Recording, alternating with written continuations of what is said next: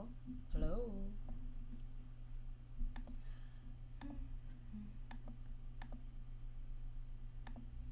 1 second. Okay. It should not be muted anymore. I see some audio. I see some mic aux.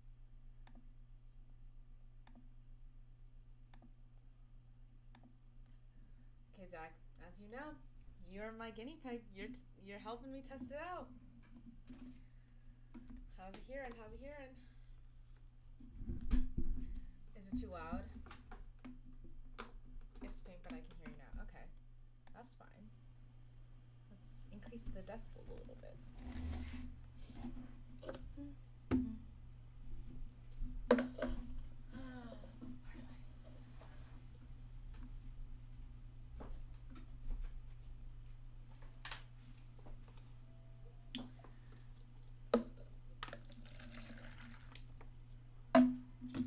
This is a whole new room, meaning I have a lot of serious decorating I need to do. We'll solve that later.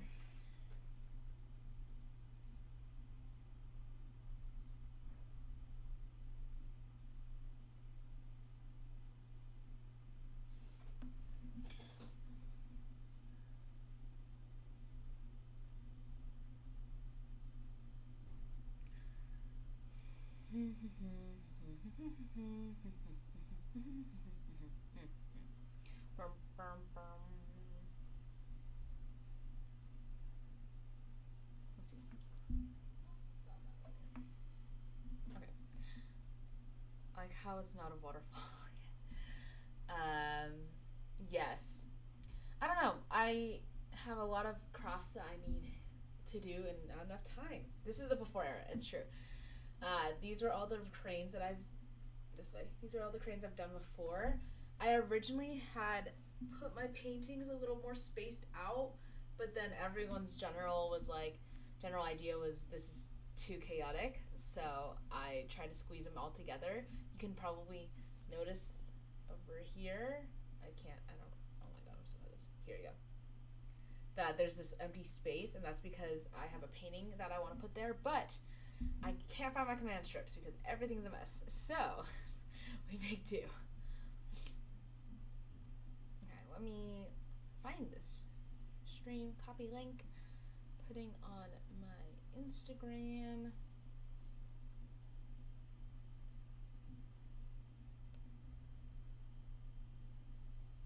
Closer paintings of calmer. I do agree. Let's see.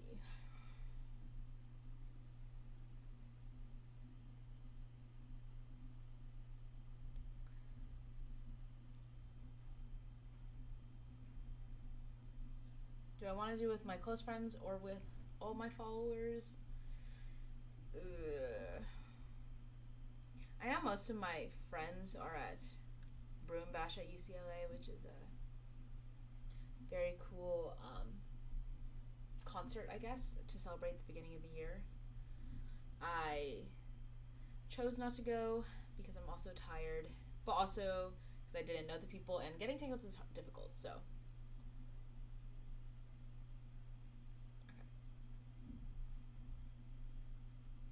Cool. I put that on my regular story. But you have notifications on, Zach, so you're always the first one here. You also might have had advanced warning.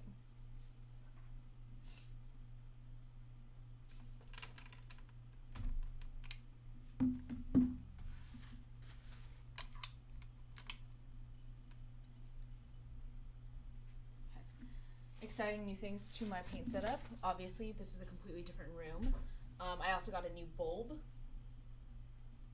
I kind of just shoved it in, so I'm hoping I installed it correctly. Installing it correctly is shoving it in.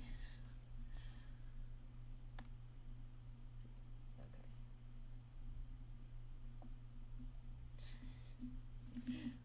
Yes, definitely. Okay. Let's time lapse this. Now, a real streamer would have all this set up beforehand. Those people are losers. Station? Who's she? I've never met her. Don't know who she is. Okay, so I said that this is the spade. So you actually get to choose, Zach, of these spades. Which one should be the card for today?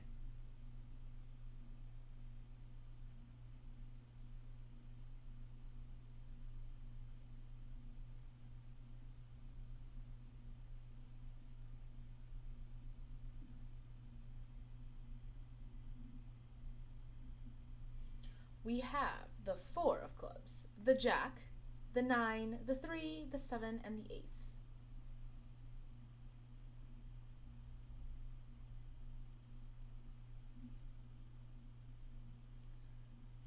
Sorry, I realized that. Yes, I meant clubs, not spades. And 9. Okay, sounds good.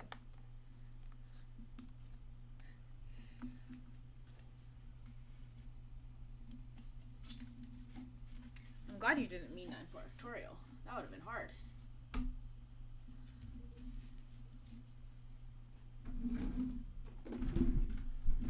Okay, finding my tape.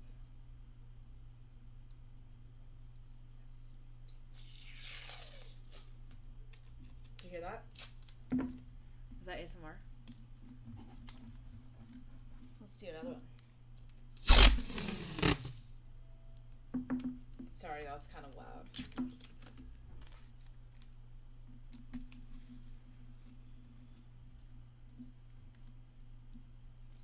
Yeah, stream lag is quite long. It's very annoying. OBS makes it feel so long. Also, I'm sure that this university Wi-Fi does not help. But what else can you do?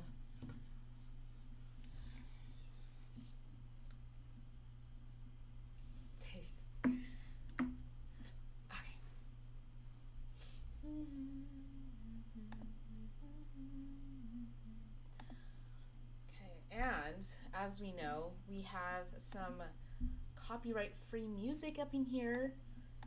Let's see, what am I feeling today?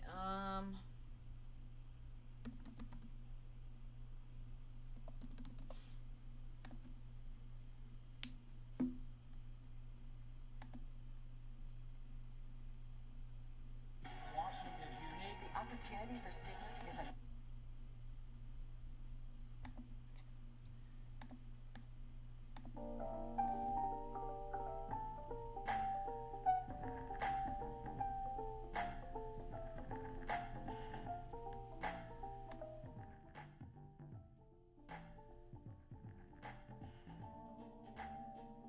Is that too loud?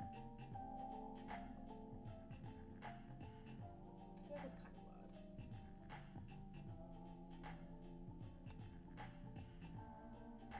Yeah, considering my mic audio is at level.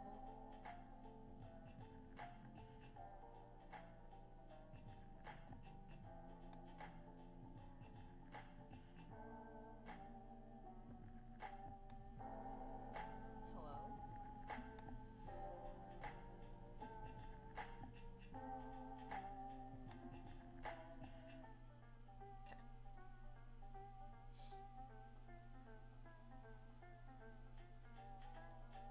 Sorry, bop into the music.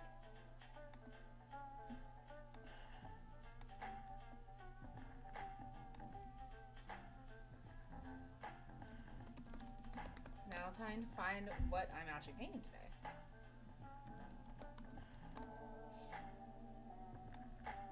Oh my gosh, yes, okay. Oh, that's so bright though.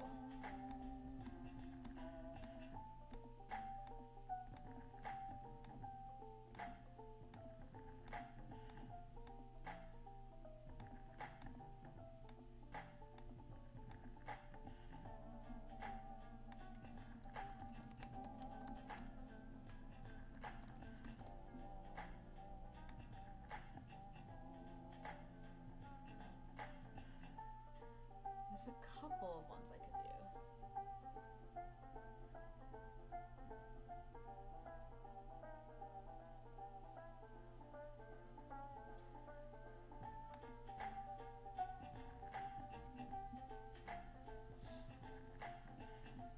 gonna do this one just because I feel like it's pretty iconic, but it's so similar to Astro Boy from last week.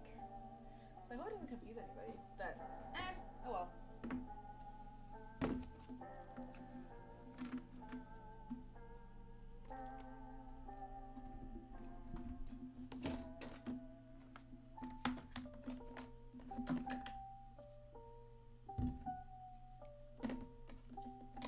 It will require yellow, which I'm not a lot of.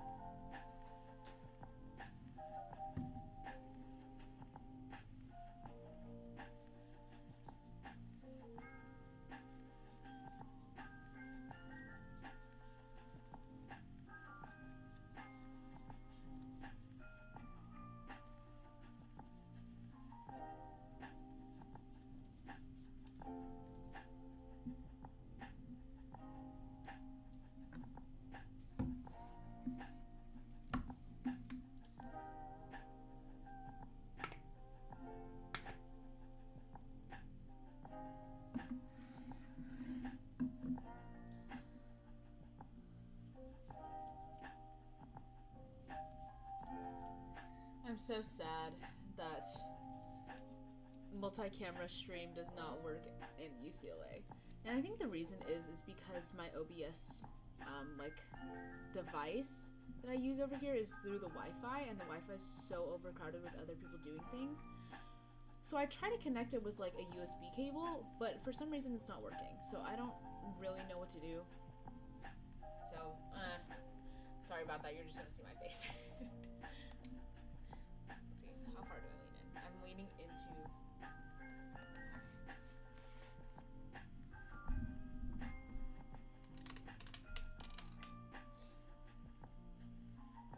Let's see. What can we talk about today? I was thinking that we could discuss roommates. I feel like, you know, for us, it's the beginning of the school year. I am helping a bunch of freshmen move in for the first time, be independent, but also at the same time live with new people that they've never really met before. So roommates, do we love them? Do we hate them? What is the key to being a good roommate and ensuring your roommate boundaries? Or alternatively, what is your greatest roommate story?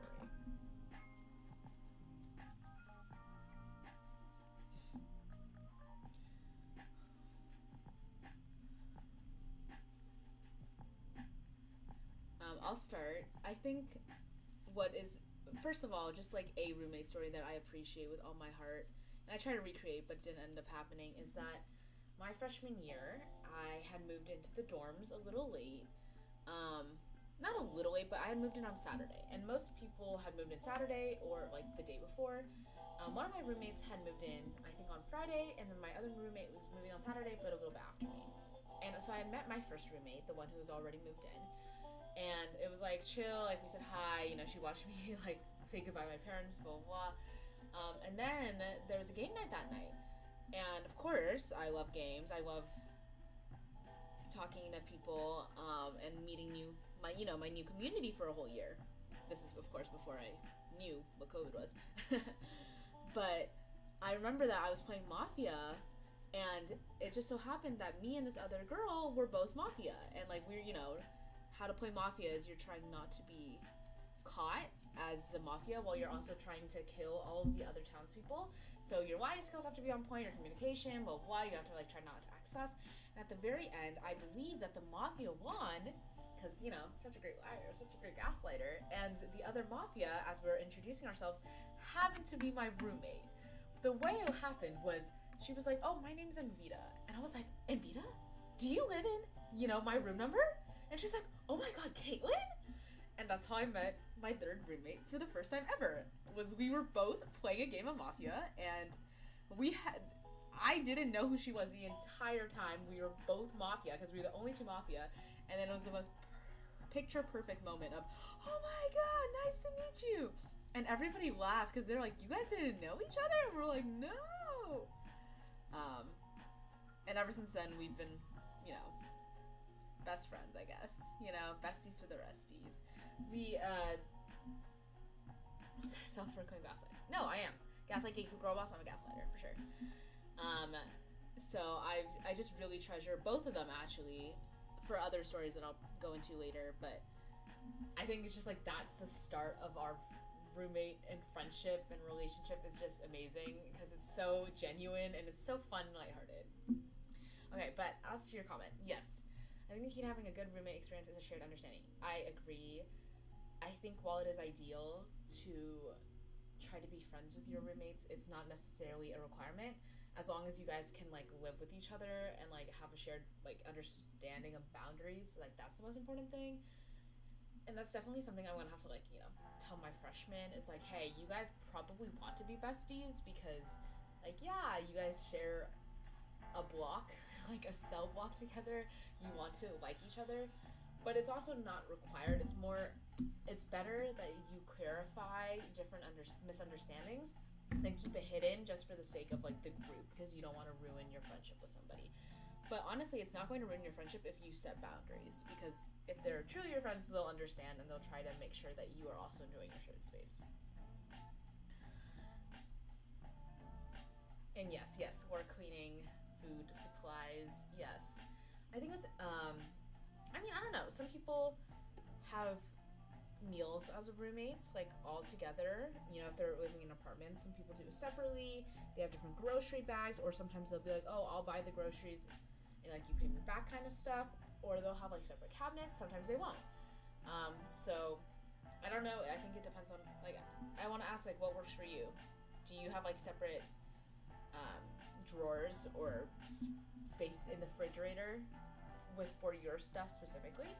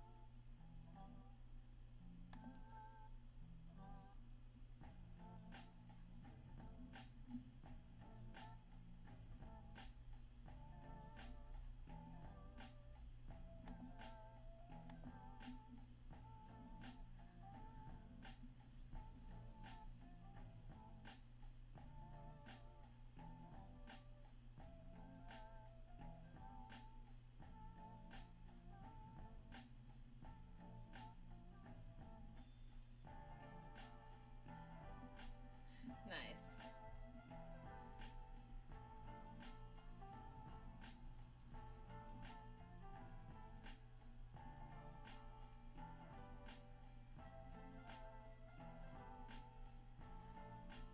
What's mine is theirs. The stuff that's really mine I can remember.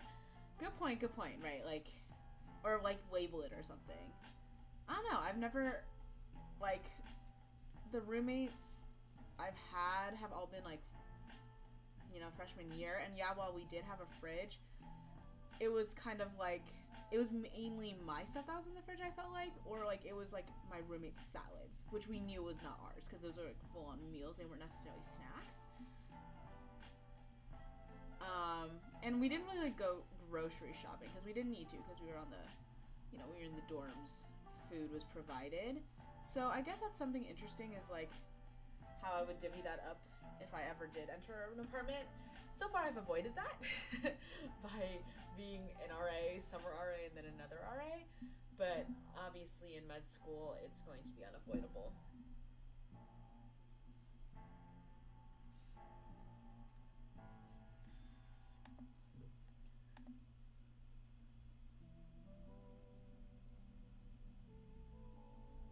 Oops.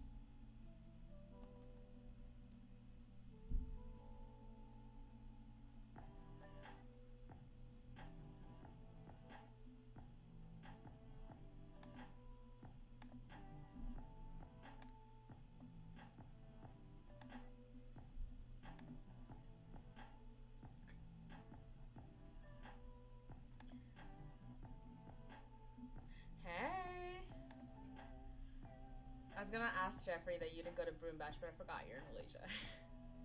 Yes, I can.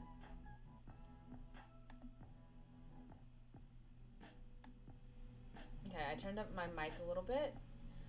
If it's too loud, of course, just let me know. Yeah. I try to turn my desktop audio quite low so you can still hear me.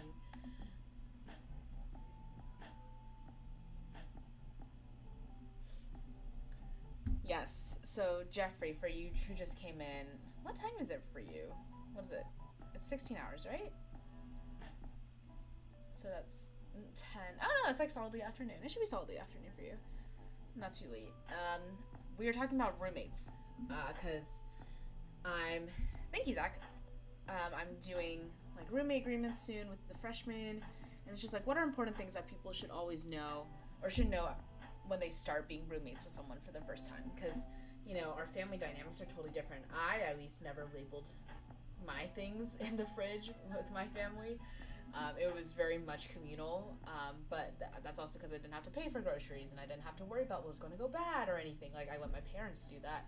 But then going into college, you have to start worrying about those different things, and then, of course, when you move into the apartments, it's even more pressing, because there's no free food for you, so it's even more important that you meal prep and then you allocate food well. So what would you say your biggest tip is for people who are just becoming roommates with each other?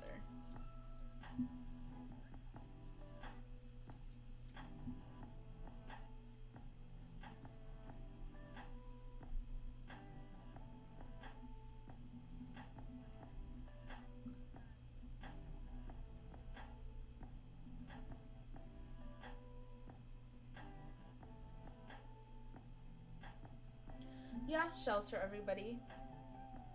I think that seems to be a common one, is like divvying up the space, and whatever's like communal, like goes in a communal, like a set communal spot, which makes sense to me, right? It's like, you know, it makes sense that the more organized you are, the less amount of misunderstandings there are. Because it's like, okay, like this shelf is for me, this shelf is for you. Yeah. I think I realized that, like, people have different sleep schedules, different eating schedules. Like, it still boggles my mind when people be like, I'm eating lunch at like 3 p.m. And I'll be like, it's 3 p.m. What are you doing? Are you okay? Like, to me, I'm like, lunch is solidly 11 a.m. to 2 p.m. thing, unless you really are in trouble.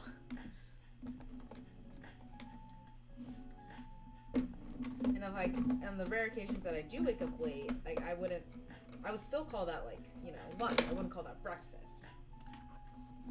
5 chugs of milk. Okay, I feel like that seems excessive, though.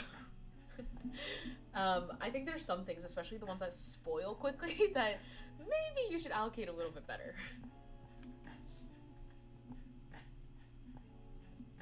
But also, I don't have roommates. Okay, 150. Yeah.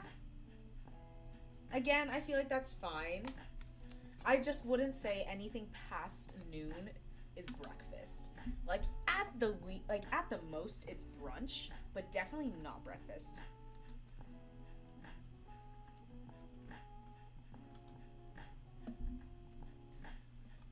What is the latest you guys would eat dinner? Because in my mind, if it goes past 10 p.m. and I'm not absolutely starving, I just will not eat dinner and I'll save it for breakfast the next morning. Because I don't like going to bed with my stomach that full. Naps are different, but not like full-on meals and full-on sleep. Like I would not want to do that. Because then you also feel bloated, and then if you need to go to the bathroom in the middle of the night, that just disrupts your sleep, and I'm like, not about that. 10 p.m. is the latest you would have dinner. Interesting. Both of you guys said 10 p.m. Yeah, I don't know. I feel like even 10 p.m. is late, but then again, I also like last night I went to sleep at 10:30. So, yeah. I guess really I should be asking, okay, sleep schedules. I think this is after dinner, if it's not dinner, it's midnight snack. Okay, that's valid. I once had, I was working a hospital shift and it was 7 to 11 p.m. and I had not had dinner and I was starving. So I did have dinner at like 11:30 in and out. But afterwards I was like, I feel awful. Like, oh my God. I didn't regret it because I needed the food, but I was like, this is way too late to be having dinner.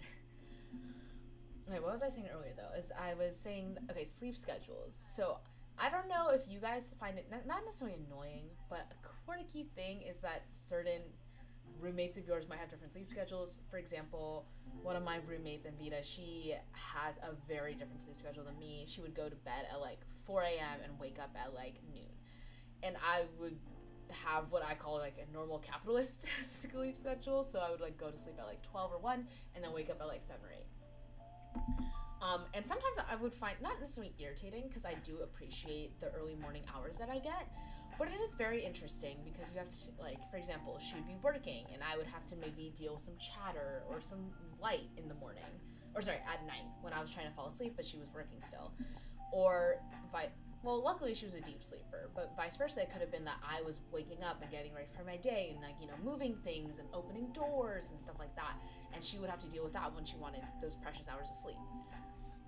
So what do you think? Is it better to have the same sleep schedule or different sleep schedule because you do get those hours apart from each other and maybe you can use that time to rewind or unwind, sorry.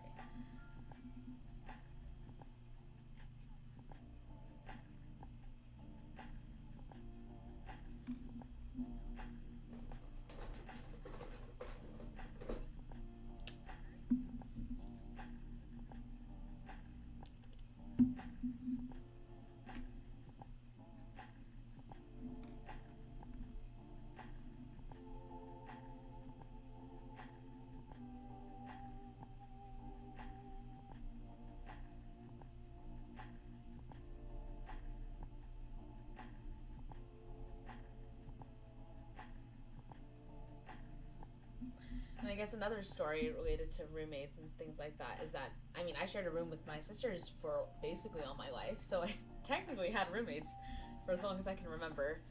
Um, but, like, I will say that I did enjoy having a different sleep schedule as Natalie. Natalie is definitely a person who loves sleeping, so she will stay asleep until until it's to the point where we have to force her awake. Like, she has to do something that day. And like I like to I got out of my room ASAP because I liked going to other rooms. Like sometimes it's like my parents' room or like the kitchen or the living room or whatever. And I will admit that I did enjoy that quiet time alone, as I'm sure that Natalie did. But it was also annoying because my parents would be like, "Wake your sisters up," and I'd be like, "They're their own people. They should have an alarm. Why do I have to wake them up? I'm a good sleeper. Don't punish me." Okay. So both of you kind of agree that the same sleep schedule is convenient. Um, yeah, because then you can like plan things out. Like you don't have to plan. I don't know. Sometimes I feel bad waking up my roommates or waking up people who I know tend to sleep in late. Be like, hey, like let's go to this thing at 8 a.m. But sometimes the weather just tells you, okay, if you're going to the beach, maybe you want to go earlier so you don't catch like midday sun, kind of thing. So I do feel bad about that, but also I think I just have a superior, like I have a quote, like what society considers an ideal sleep schedule. So I've never had to face the stigma of being like, oh my God, you sleep in so late, because like I don't. Everyone's like, oh my God, you're so impressive for doing that. Even though like I probably get the same amount of sleep as anybody else.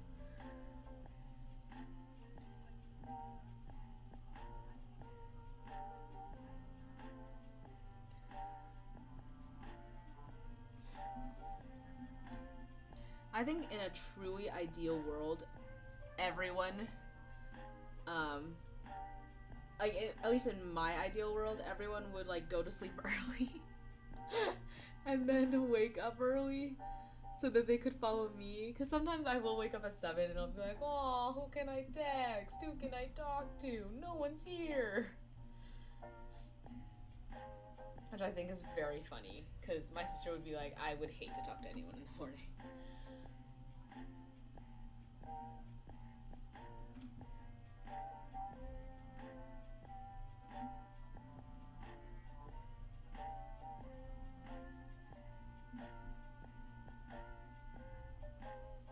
I'm hoping the upcoming flight will fix my sleep schedule.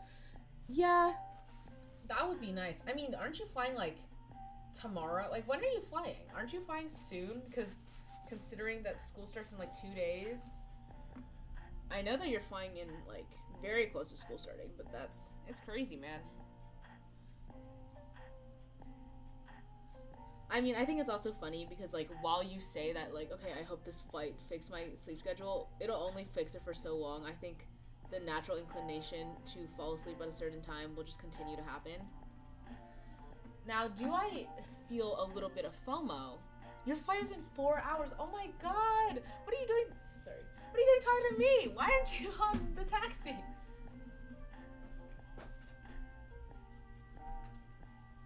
I mean, I have no idea. Okay, you're going to the airport after lunch. Okay. I wish you the best flight.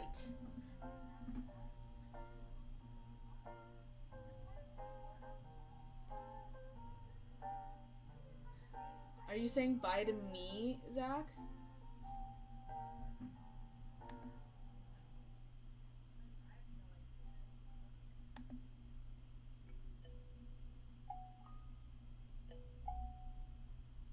Yeah, no, I know. The motion sensor. I have to get up.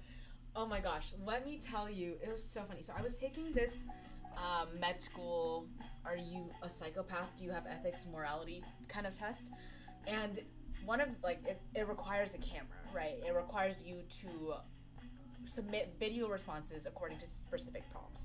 And during one of the video responses, the light turns off. And luckily it's daytime, so it's not like catastrophic, but the light does turn off, and I'm like, oh my gosh, I'm in the middle of my sentence.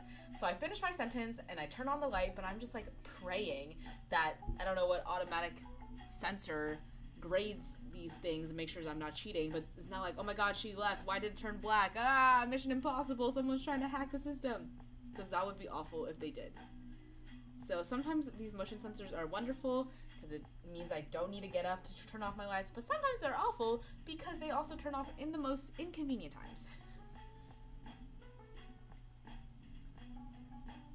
I also recognize that I am, like, these are just obviously like trivial problems, but still, they matter to me.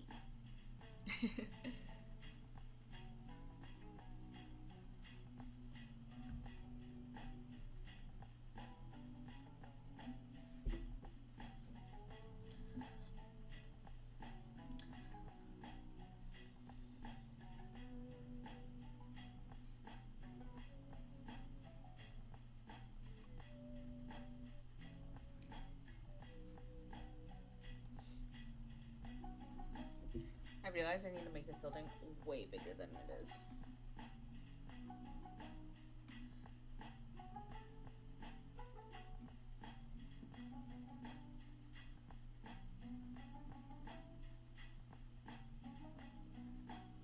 I also think what's, like, wonderful about roommates is that, like, even if you're not close friends with them, right, because again, you don't need to be, I think they do stave off the loneliness. Not to mention, of course, they definitely help with the financial impact. But as I have not had roommates, like, something about me is I've, like, slept in the same bedroom as my sisters my entire life. And then I had a triple, which is, like, the closest you can be to roommates. You know, like, you're literally sitting on top of each other. There's so little space. And then I went to COVID, where I was on campus for, like, I was one of 100 people on campus, you know, and no one was here, and I felt so alone. I even cried on my birthday because, like, no one was here, and I had a midterm, and I was just like, whole deal. And then I went to going back home, and again, I continue to share, like, a room with my sisters, and that was honestly really nice because I would feel very isolated, as you can imagine. Yes, the floor is quiet since everyone is up for bash. Yes, that is yes. Sorry, what was I saying? Okay, so then COVID, like, I feel like everyone felt a little bit isolated. Luckily, I was surrounded by my family, so that really helped me, and my siblings especially, that really helped me not feel as lonely, because whenever I did feel lonely, I could just, like, hug them, or, like, you know, I was taking them to school, so it's like, okay, Like, I know you guys are here with me, and that makes it feel so much better.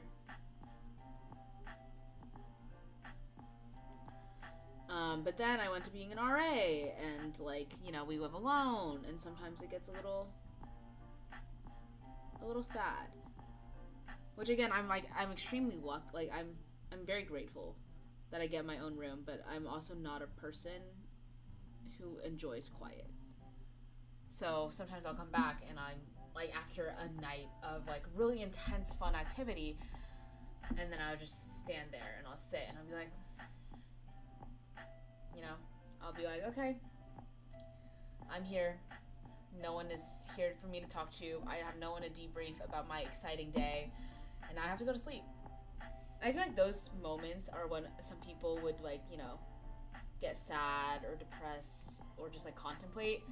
But luckily, I'm also extremely exhausted every single day. So those moments last a very short amount of time because I will conk out.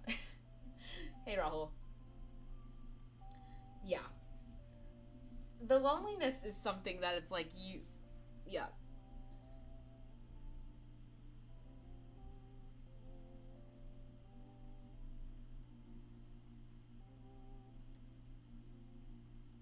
And it's kind of hard to explain. It's like, yeah, like, obviously I'm grateful for the fact that, like, I don't have to worry about, like, cleaning other people's messes, or I don't have to worry about, like, you know, if people come over, do I have to ask my roommates? Like, obviously, not that many people come over, but, like, you know, if they do. But it's also, like, you don't have anyone to talk to, and I love talking to myself, so that's normally not a big issue. But it does, when I hear, like, freshmen, like, giggling and laughing and going to dorm parties or whatever down the hall, and I'm just, like, in my room, and I'm like, okay, this is fun. And y'all know me, I'm an extrovert, so being quiet is not my strongest suit. Which is why I'm streaming today. Even though, like, I don't actually get to talk to you guys, it's kind of fun to just be with you guys and know that you guys are watching me and that we're supporting one another. And, like, yeah, Jeffrey, like, you went abroad, right? Like, you literally were, like, thousands of miles away from anybody you knew. Like, that's scary. And also time zones, right? Like, you guys have had to do the long distance thing both in quarantine and currently. And it's difficult. Like, I find it hard to just spend 3 hours, or technically 6, away from people that I want to talk to because of our different sleep schedules. I can't even imagine doing, like, time zone 12.5, 16 hour differences. Like, that's crazy. Yeah.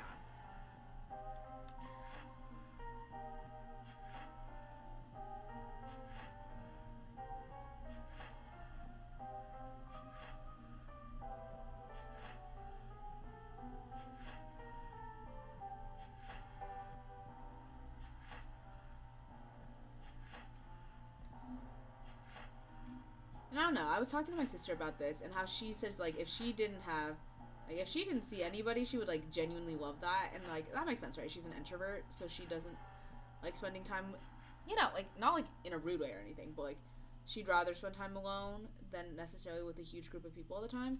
But I am not like that at all, so I'm like, this is my worst nightmare during that quarter in when I was in the dorms and everyone else was, like, at home.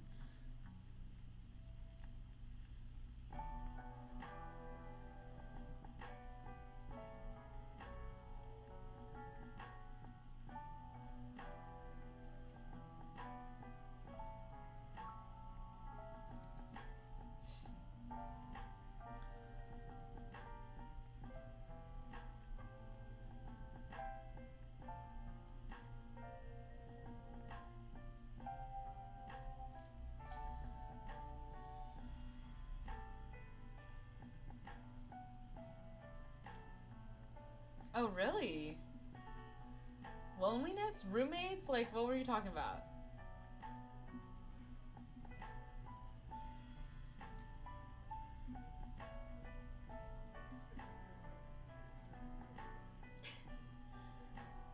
Yeah. Mm-hmm.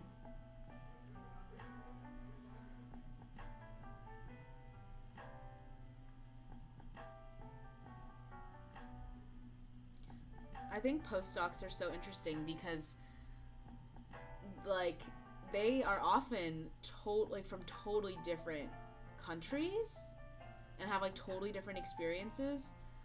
So it's like especially interesting to hear like how they spend their free time, and then you find out that they don't, like, they spend their free time on work, and then you're just like, oh my god, okay. Oh, thanks, Soph. Yeah.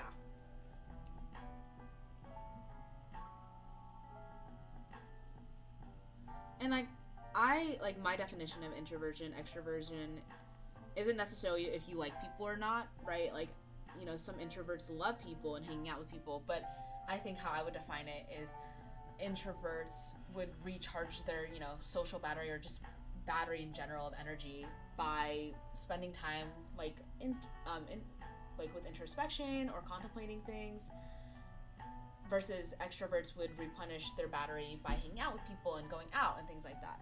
So in a way, I'm like, I mean, my MBTI was like 8% more extroversion, so it wasn't like I was that much more extroverted, but I do find that I replenish energy by talking to people, even if it is parasocially like this. But I can't do it for forever. Like, there's at a certain point, I tap out, I get tired, I need to go to sleep.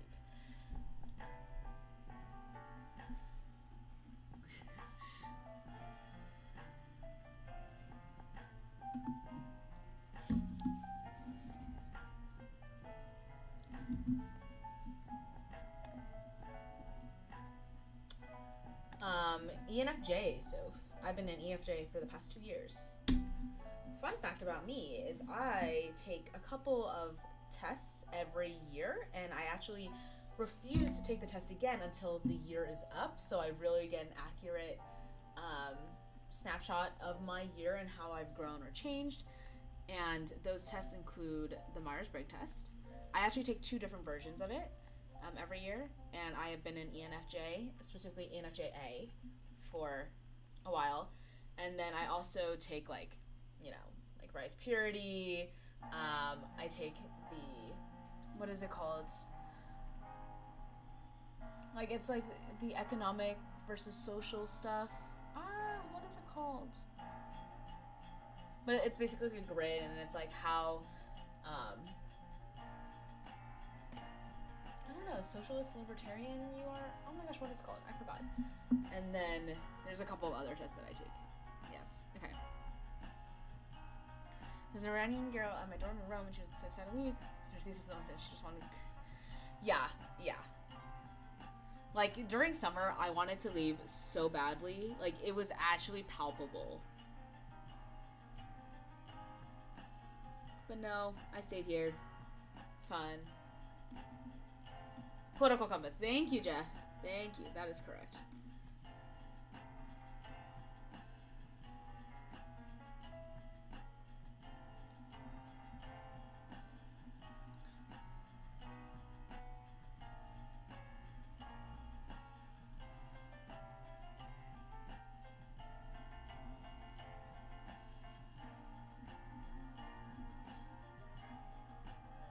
It's like 8-bit.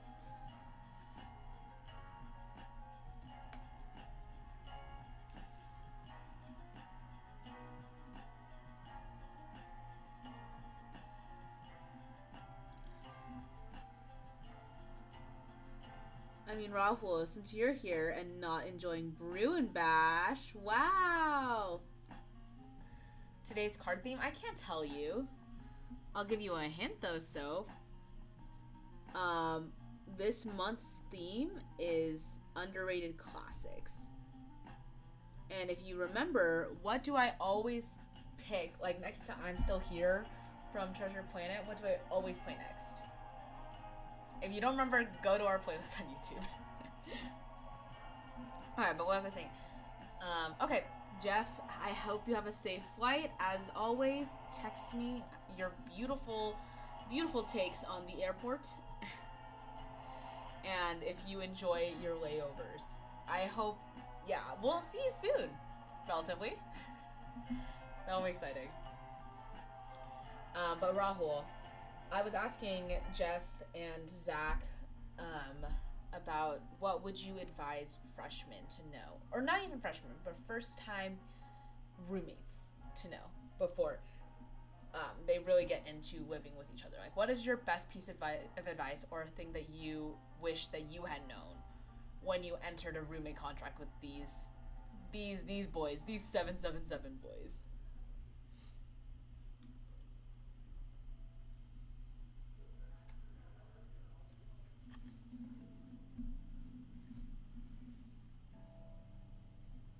Also, if you guys want tape ASMR, I have some tape ASMR. Ooh, nice.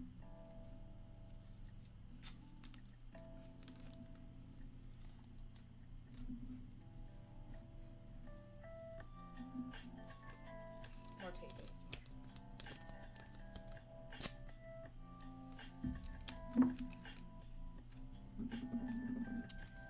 Roommates, but like, or just like people who like live together. So it can be like apartment mates or something.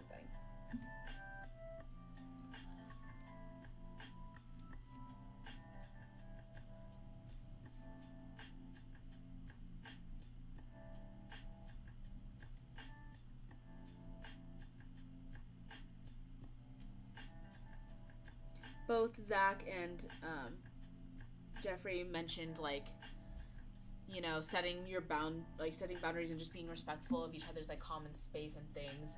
Jeff mentioned like putting like different shelves. So did Zach, just to separate your different things because people eat at different times, people eat different rates. But yeah.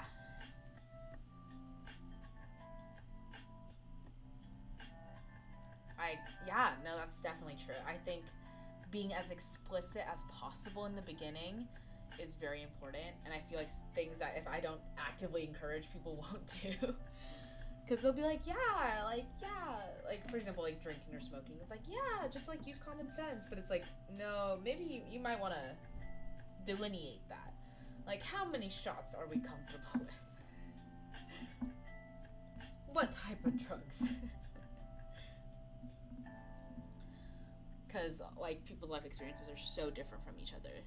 And I think we forget that, or at least I know that I definitely would as well. I mean, good thing I'm a rule follower. So when my RA was like, go over every question on this worksheet, I was like, we're going over every question on this worksheet.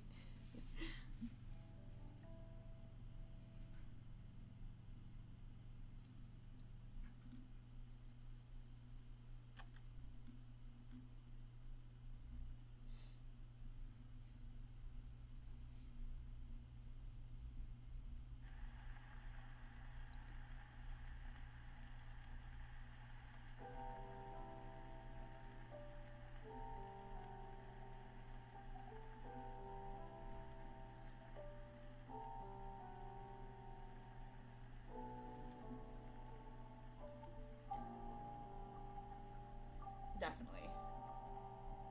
Yeah, communication, constantly checking up. I think it's also like, I think it's always important to not necessarily be on like eggshells or something, but like be mindful that if someone feels uncomfortable, it might become a thing later on. So like address it and be like, hey, I'm sorry if I made this uncomfortable, or like, hey, do you want to establish this different boundary?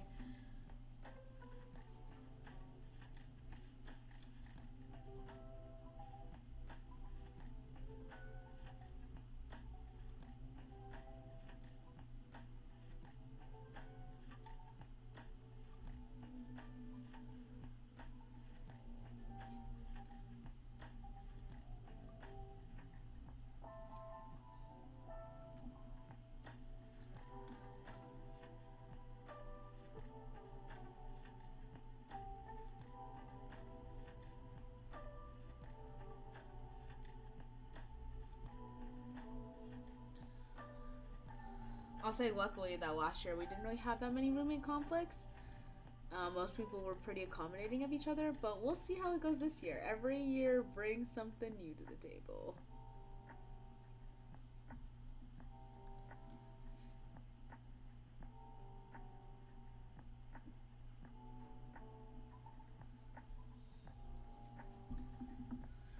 Ooh, that's a yikes. That's ugly.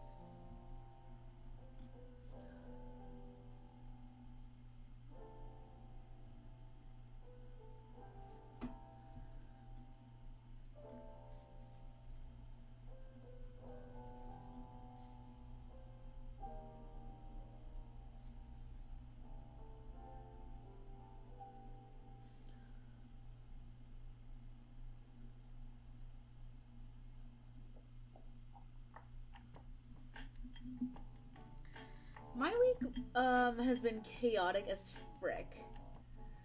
Like, all the events of Bruin Welcome Week has just been so draining. I'm gonna be completely honest here. I've barely had time to sleep. You know, I'm trying to go into lab as well. Like, you know, trying to resume normalcy, but then I'm forgetting that it's also week 0 and normalcy doesn't start until week 1. And like, yeah, I love, you know, my job. I love guiding freshmen along, but sometimes it can get very tiring, and I kind of forgot how tiring it was. Especially because we have to bring them to all these different events, and they're so fun, and they are genuinely, truly fun. But they're also draining because, like, even if no one shows up, I still have to show up. You know? So, like, for example, today there was this hypnotist show, and it was really cool. I very much enjoyed it. And I'm glad I went, but the main reason I went was because it was, like, required that I walk down my residence, and not a single resident showed up. Now, this is also, to be fair, also because it's Bruin Bash, so, like, yes, not a lot of people are going to show up to a hypnotist show when there's Bruin Bash. But it was kind of like, like, yes, I probably would have gone anyway, but it's the idea that I was forced to go, and it was kind of like all for naught because no one really showed up. And like, yeah, I had a great time, and I went with my friends and like my fellow RA, but it also felt frustrating that I was forced to do something that ended up like having no results.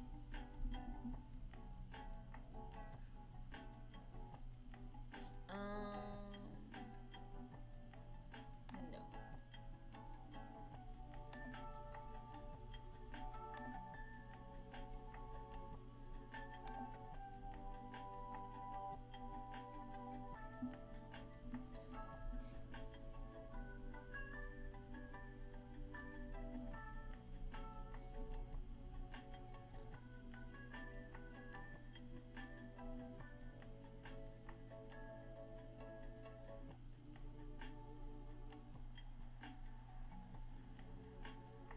Isn't that the question, Rahul?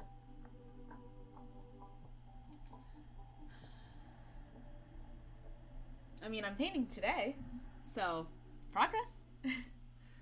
But like, for example, when you guys went to Malibu, like, oh my god, I wish I was there and not dealing with freshman stuff. But oh well, I was, you know.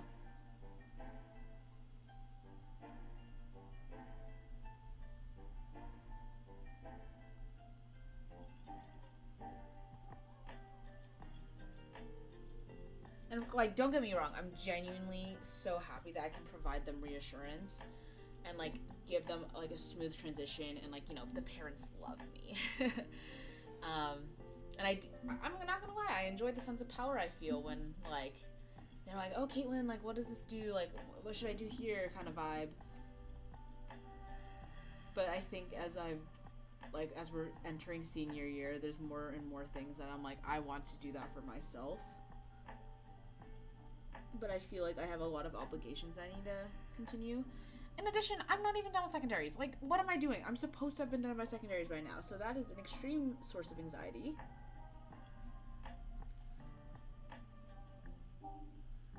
But I'm honestly just so tired and dead that I'm like, if I try to focus on secondaries right now, it's just not going to work. So that's why I'm painting.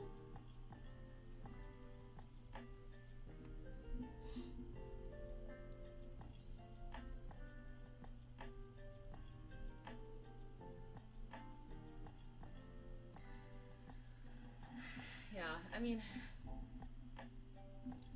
week 0 is supposed to be a time of excitement for freshmen and first year transfers and rest before the school year starts for everybody else, except for RAs, because RAs, it's like hell week.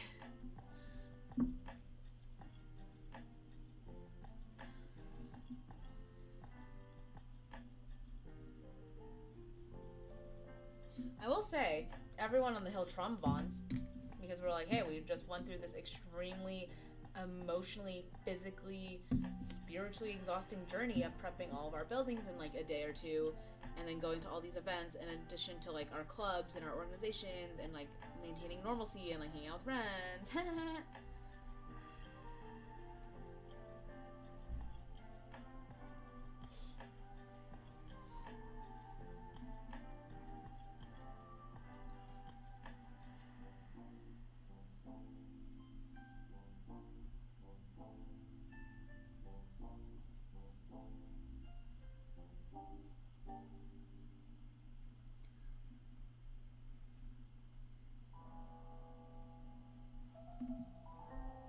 Because definitely do not get me wrong, there are some days where I'm just like, someone take me away from this like absolute like nightmare. But then also realistically, like, no, it's not a nightmare. I actually do truly enjoy my job. And also like, it wouldn't be realistic. Like, honestly, it would probably give me more stress if I couldn't plan out my day.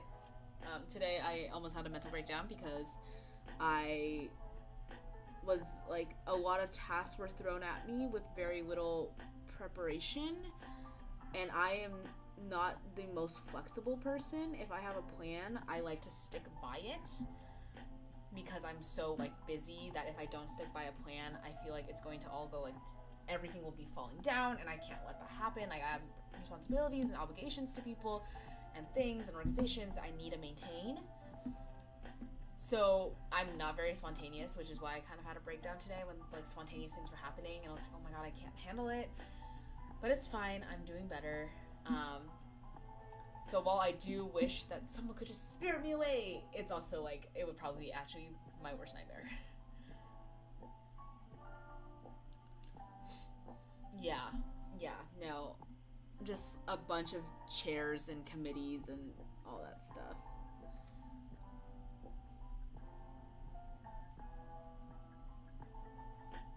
And like, I am a lead, meaning that I've been an RA before, so of course everyone's like asking for my advice on things, and I've already had to like help out a couple of other floors or other people, and they've always like, they come to me for questions because they know that I'm like capable, and that gives me genuine joy. I'm like, oh my gosh, I'm like so happy that I could be a resource to you. But it's also just like one of those other things that are on my plate. Again, things that I enjoy. Like, I would not trade up this for anything, and I'm not like trying to complain unduly.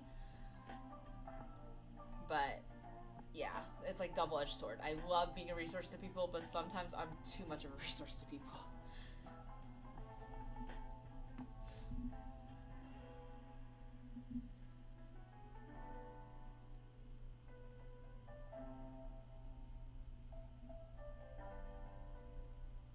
Yeah, I mean, I definitely feel like I handled all of building prep at least way better this year than last year, because now I have, like, I know what worked and what didn't. So I've definitely learned from my past experiences, which is wonderful, always learning.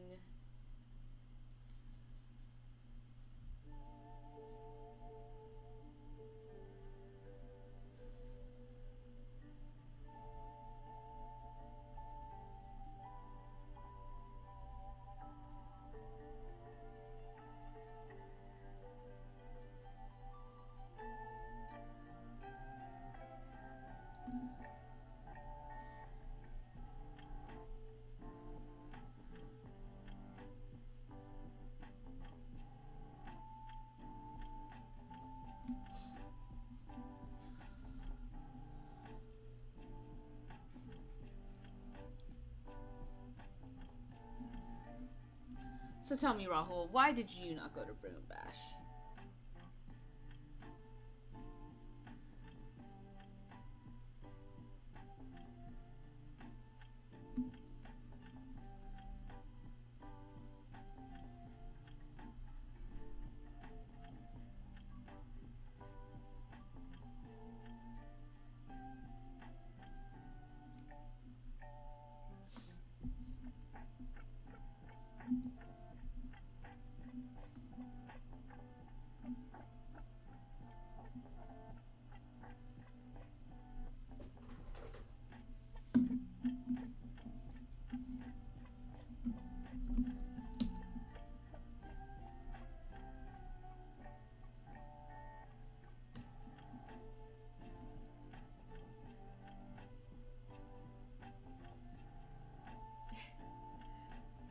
Got it. So pure forgetfulness. Okay, but you also made the decision not to try to line up for tickets. And now why is that? And Nitish actually did, in fact, get a ticket, didn't he? So why did he not go?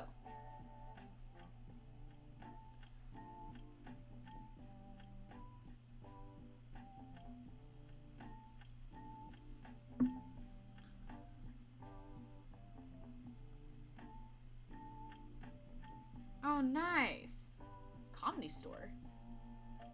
To watch Bill Burr. I have no idea who that is. Was that good? I went to a hypnotist show today, and it was very good.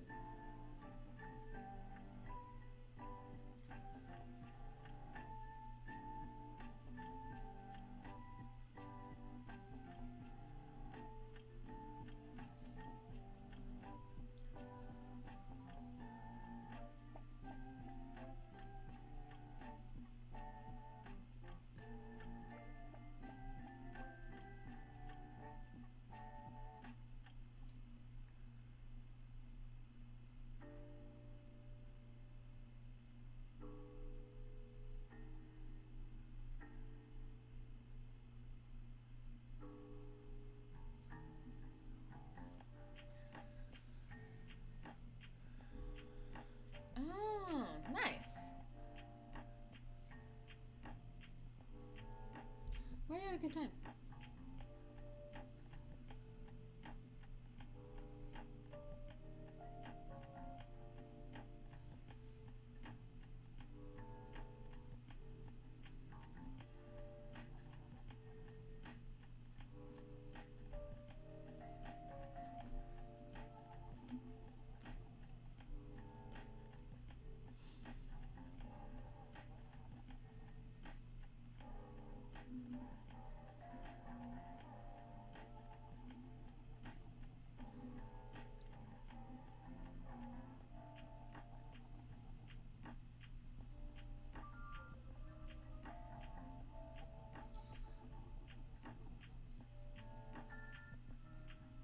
Okay, now let's move on from roommates and talk about what we want to do this year.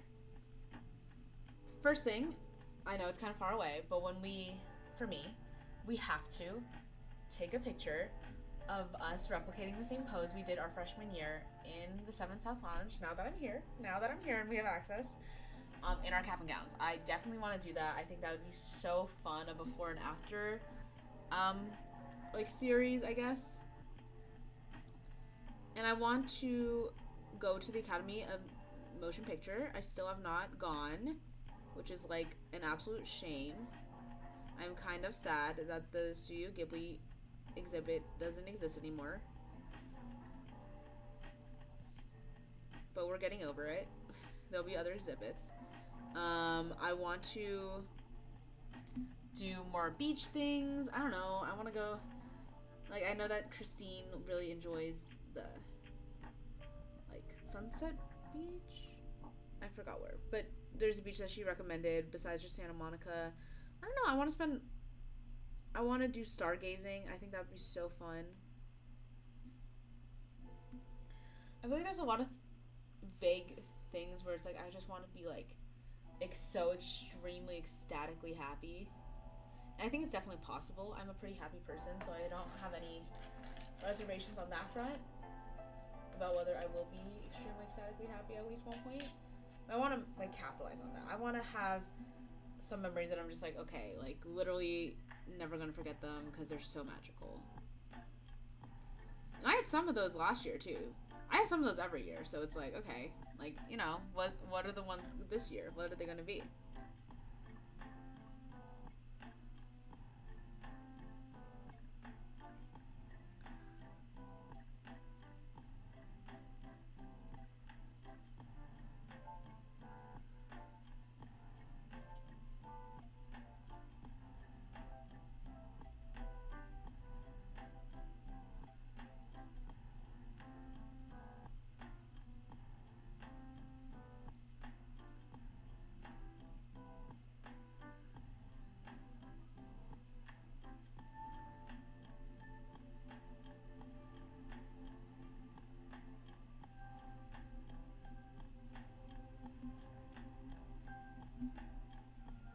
Yeah?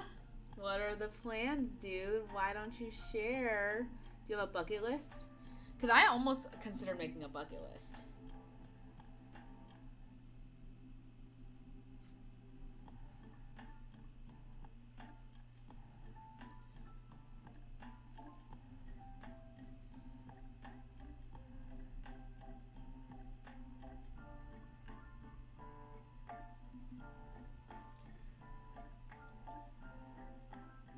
Okay, I remember we talked about them, but I don't remember, like, it's the specific things that we, like, talked about. So far, so good, though? That's so good. I know that I think Malibu was one of them, right? So, like, yeah, y'all did that.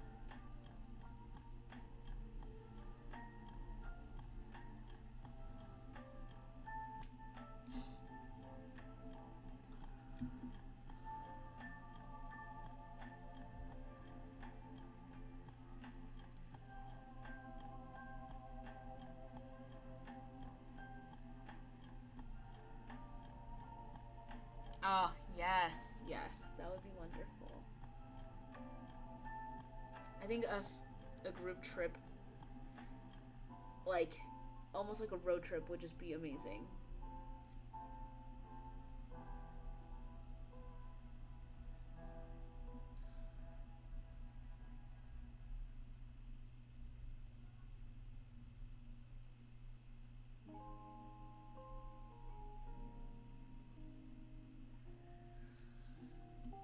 You want to go to Las Vegas? You genuinely want to go to Las Vegas? I personally think that Las Vegas is kind of overrated.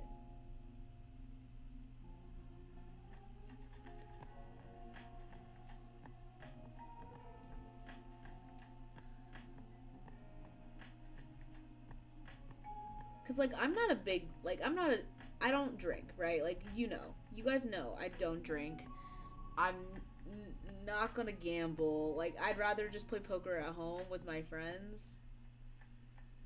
Like I'm not into like the bar scenes or partying. So it's like to me, I feel like you could do a lot of those similar things that you would do quote unquote in Vegas elsewhere.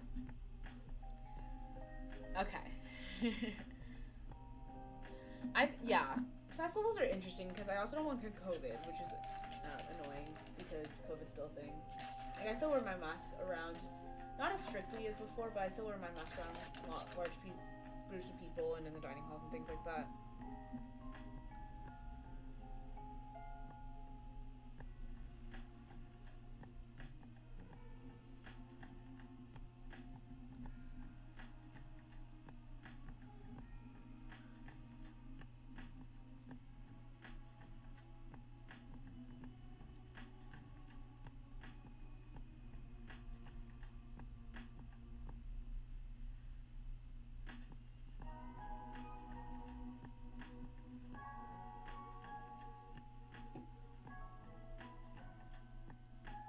Sorry, I'm concentrating really hard on this.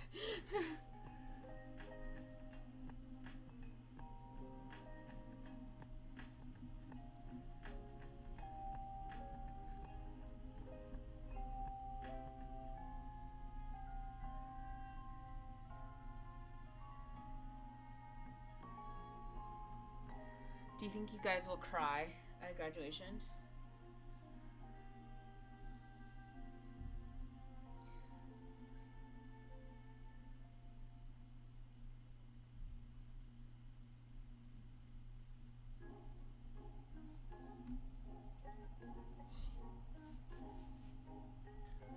I mean, I genuinely want to at least perform one song together, Rahul.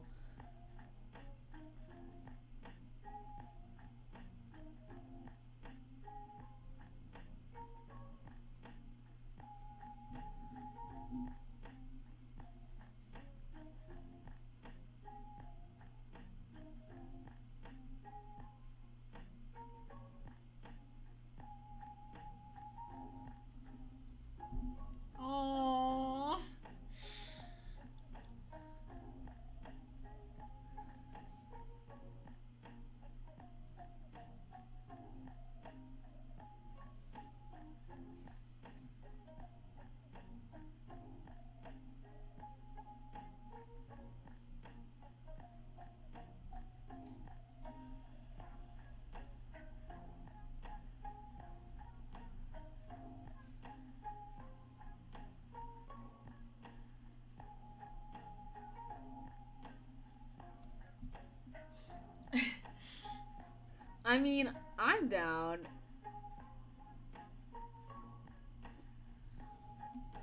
You know I'm always down for that.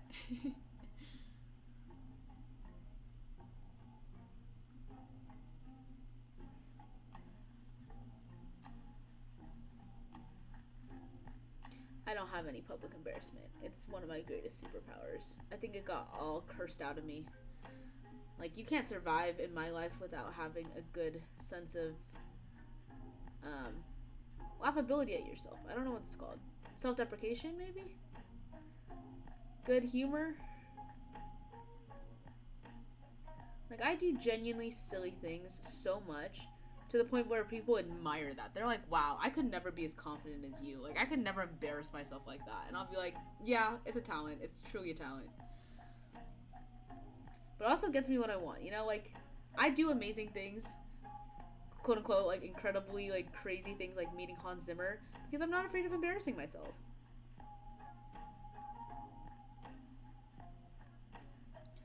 No pain, no gain.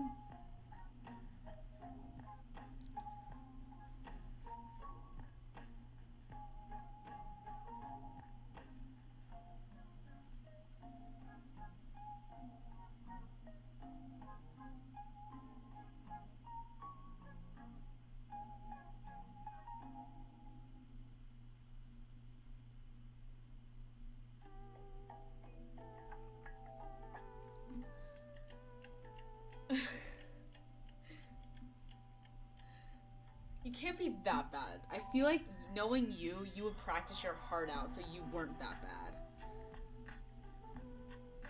Like, we wouldn't go out there and suck. Like, we would go out there and, like, actually be good, you know?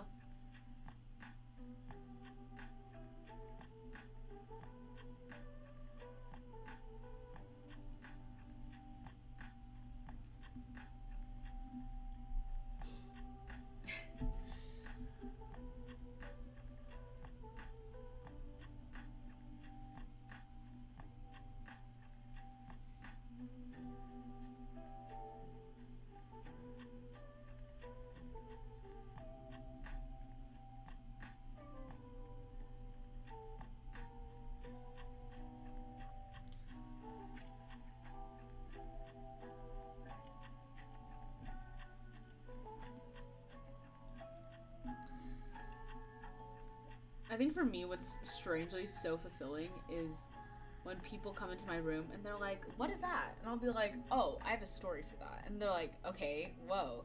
Well, I cry. Probably. I don't know. Sometimes I get really emotional, like randomly, and sometimes I get like I'm zapped of emotions. So I feel like it's gonna be really hard to tell. I feel like with the when Sruchi does a senior year vlog video and there's good music in it though, I will cry.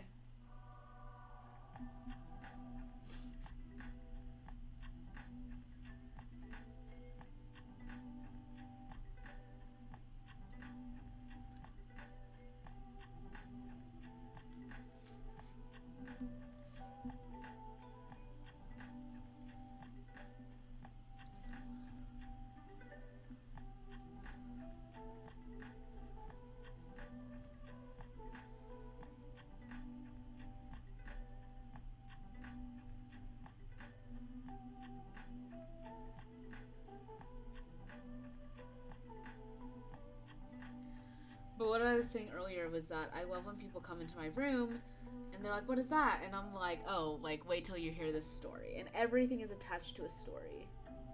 As it should be. Because stories is like, I don't know, it's how I remember things. Like, what was the significance behind this moment? And it's also like proof that you did something crazy. Like, you enjoyed your life. There's no regrets there. I'm definitely a big believer in no regrets. Like obviously don't hurt yourself. Be smart about what you do. But I think that if you have an opportunity to do something and that you should do it. As long, like, you know, if you're physically able to, you should try.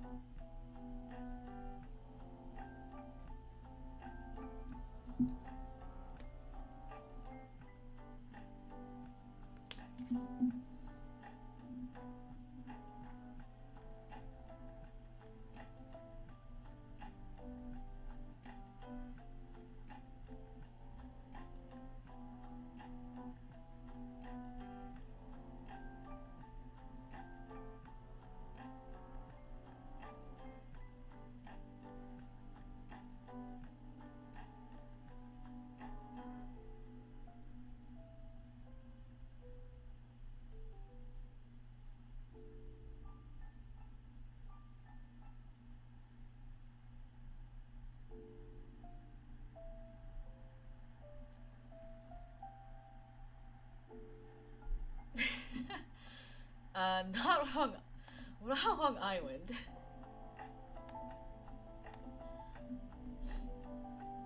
Let's see. I think you're the only one watching, so it's fine. Not Long Island, Long Beach.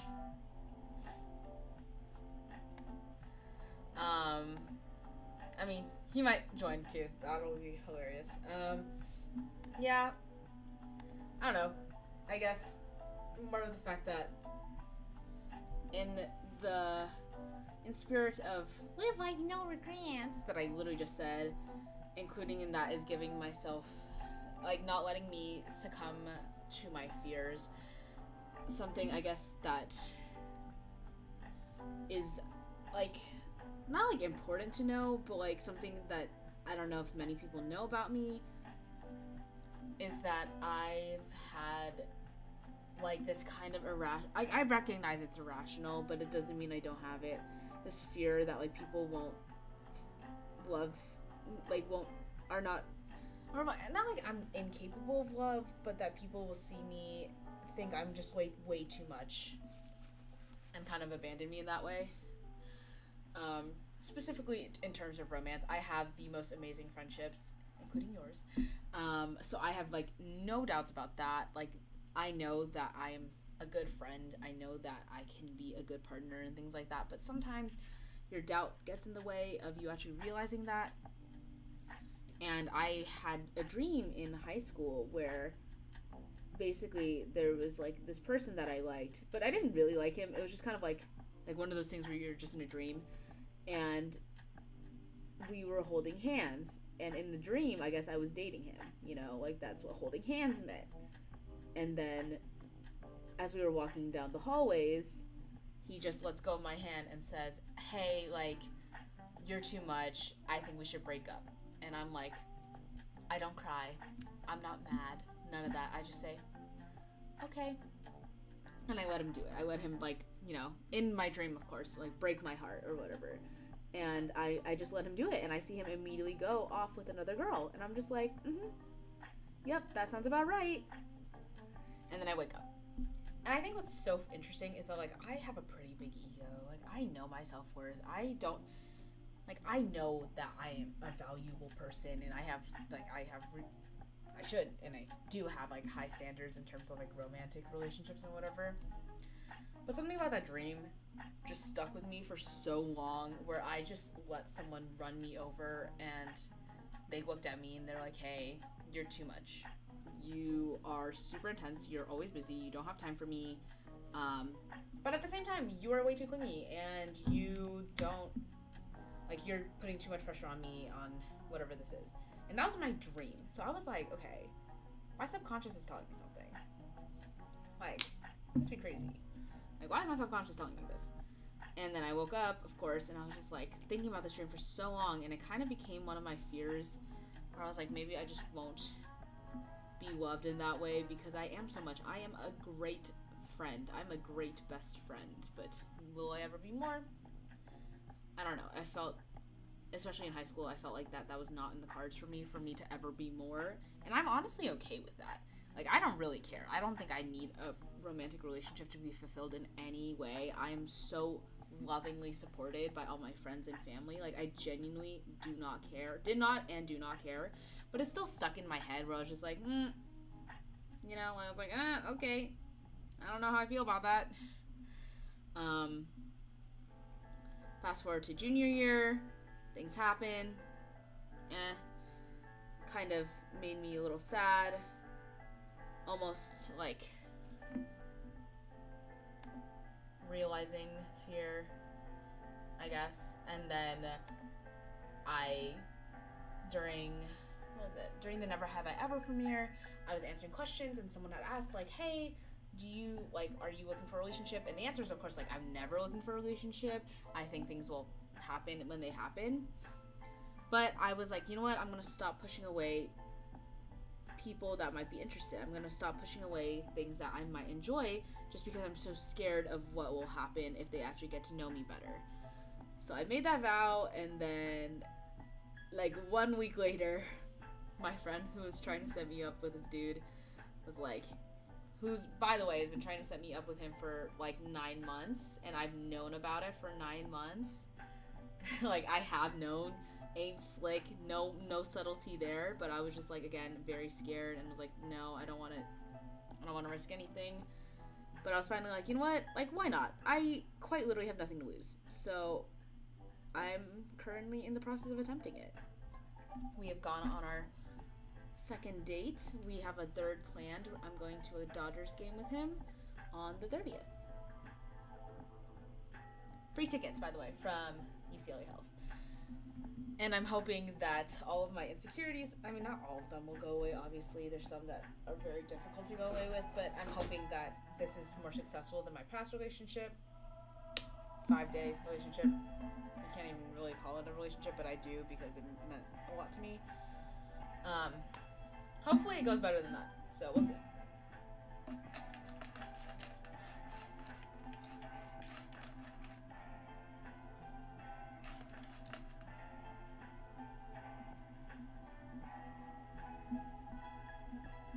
He's a very good person.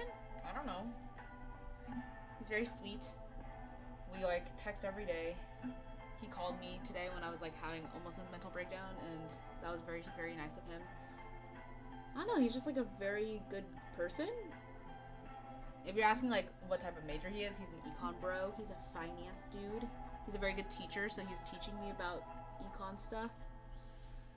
And again, he could pop in and stream at any moment.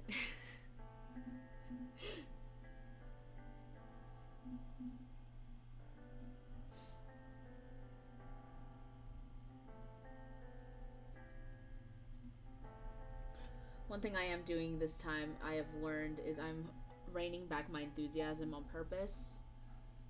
Like, I don't, like, we are, like, I don't want to, I don't know. I'm going more with the flow on this one.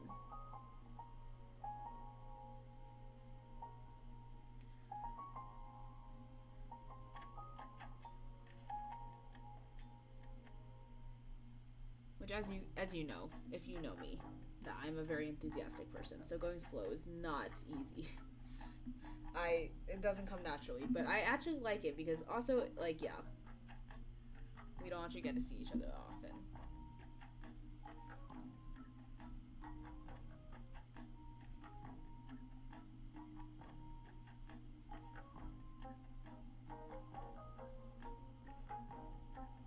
Yeah. One of my favorite YouTubers that I watch is Anna Akana, and she does a lot of like therapy stuff and like relationship advice. And like one of the biggest things is like, oh, like why it hurts so much when like people break up or like people are disappointed is because they're really just disappointed with their own expectations. It's not necessarily the person, but like you just had crazy expectations of somebody, so you need to like be able to identify and distinguish the two.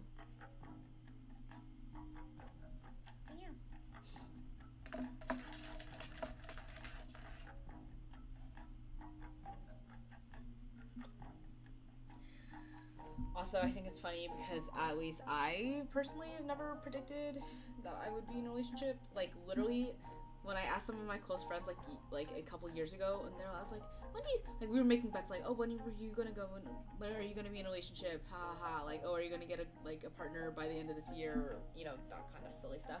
Genuinely, one of my close friends was like, I can't see you in a relationship. And I was like, ouch, but fair, because also same. I can't imagine it either. Like, it seems so wild and foreign. And still wild and foreign, so, you know.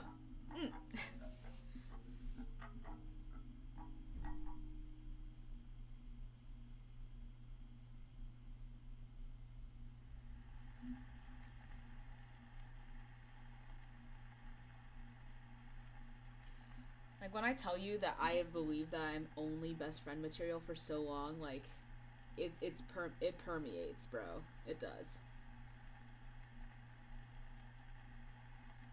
Like, we always joke that Nat's gonna, like, Nat is the person that everybody actually wants to date, and then I'm just, like, that weirdo that's, like, supportive in the background.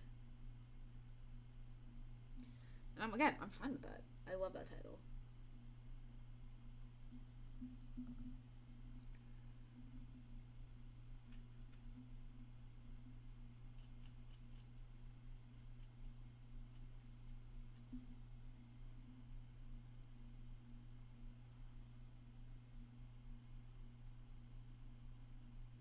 Yeah.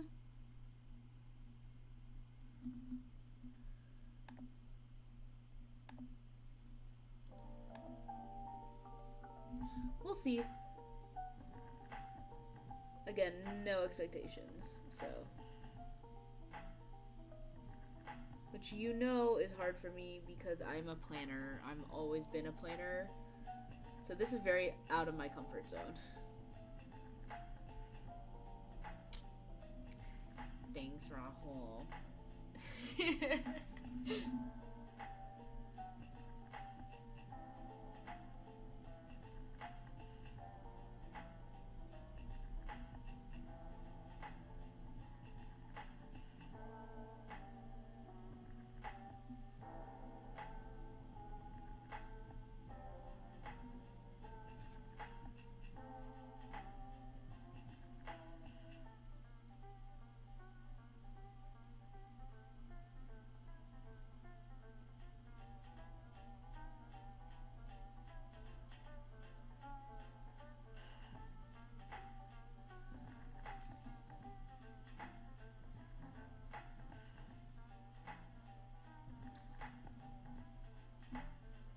I think everyone though who's like single or has never been in a relationship has had the feeling where it's like, I'm so lovable, like why has no one like loving me like that, you know, kind of vibe. And it's like, and I know, like I've literally given this advice to so many people. It's like, it's just because it's like your person hasn't shown up yet, and it's a good thing because you don't want to waste time on people who are not the like a good person for you.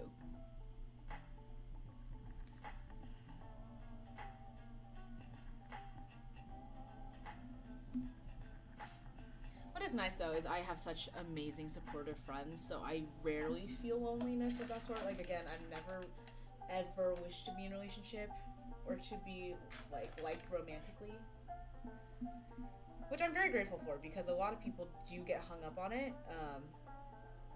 And I'm always like, man, like look at your friends though. But it's not as simple as that. Like some people do like it gives them extra validation that they might need.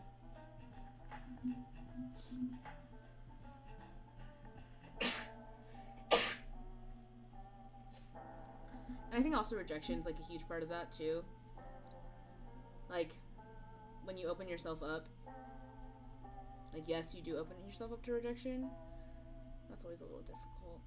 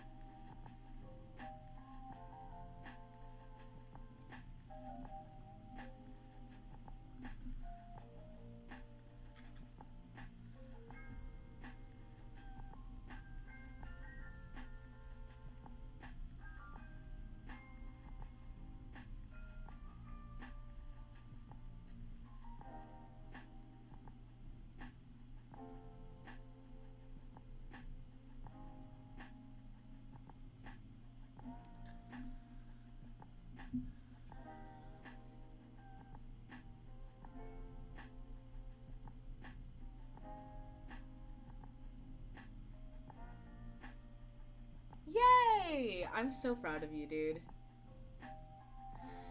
You want me to be completely honest? And I know I can say this because my sister will not be watching this. But my sister, like Natalie, who you kind of met, like fully is like Rahul can pull.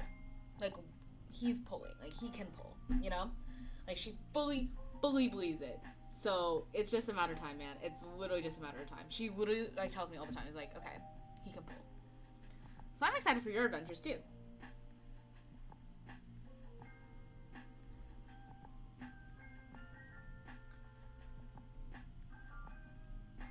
Yes. Like when else are you gonna have the opportunity to like meet all these random people and then like, you know, Like, it... College is just, like, a nice time to meet new people. Like, obviously you don't need to find your soulmate here. I don't think anyone should feel pressure to do so. But it is fun to see what's out there. And to gain more experiences and, of course, learn more about yourself.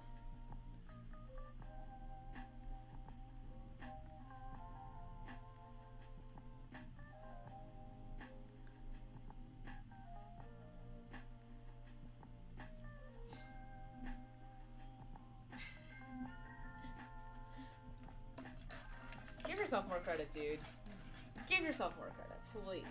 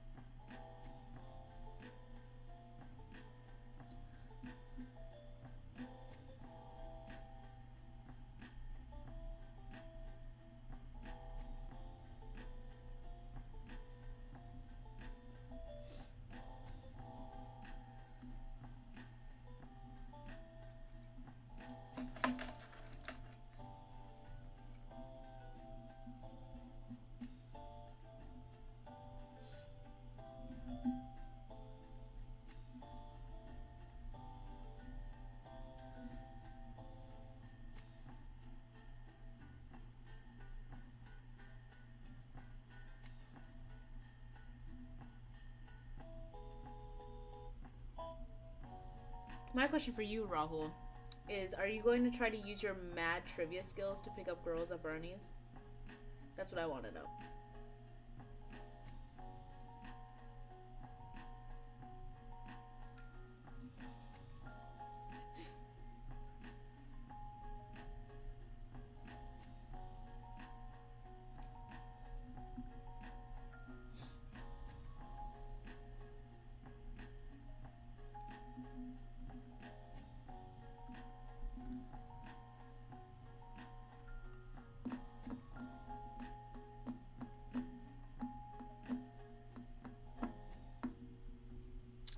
My proportions on these are so bad. I'm always so bad at gauging building proportions. Oh my gosh.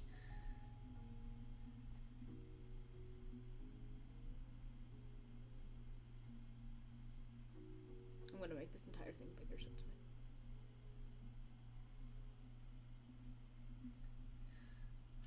I think you should. If you ever win, if we ever actually get to like number 1, I'm so surprised that you guys were number 1 for one of them. Like, that was crazy. But like at that point, like you got it. You got the drip. You got the drip. You know, like you got to do it. You got to try. You got to try and fit it, people. Kidding. Mutuals is better. Yes. Yes. Mutuals is always interesting though, because it's like, what if they don't like your mutual? Then it's like, ugh. I don't know. I'd have to ask my friend who tried to set me up with what you call Long Island boy.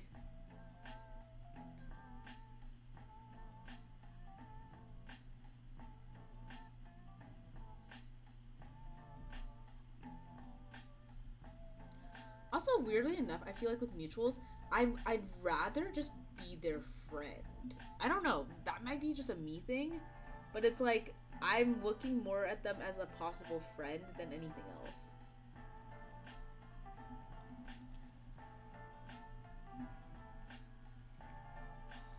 Yeah, that makes sense. Like, as you should be. Again, standards.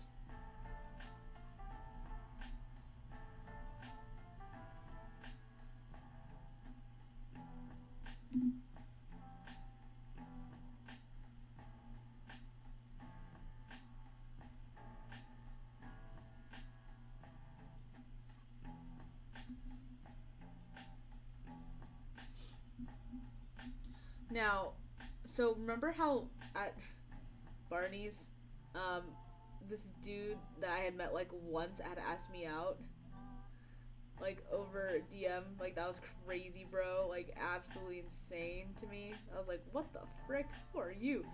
Would you ever do that? Would you ever reconnect with someone who, um, you had like kind of talked to before, but you're like, you know what? I'm gonna shoot my shot.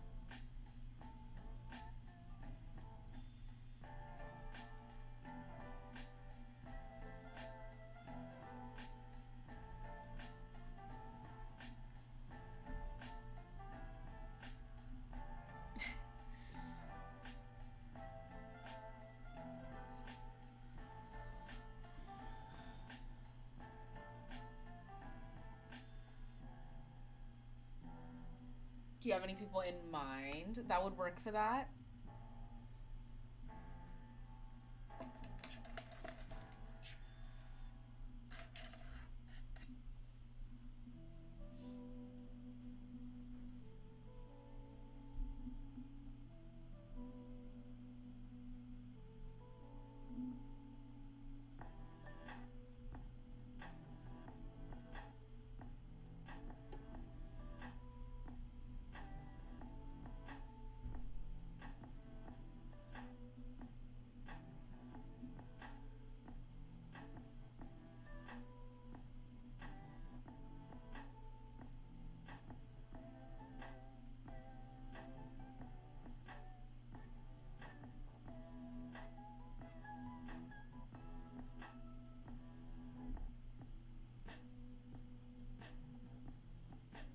Not anyone now. Okay, valid.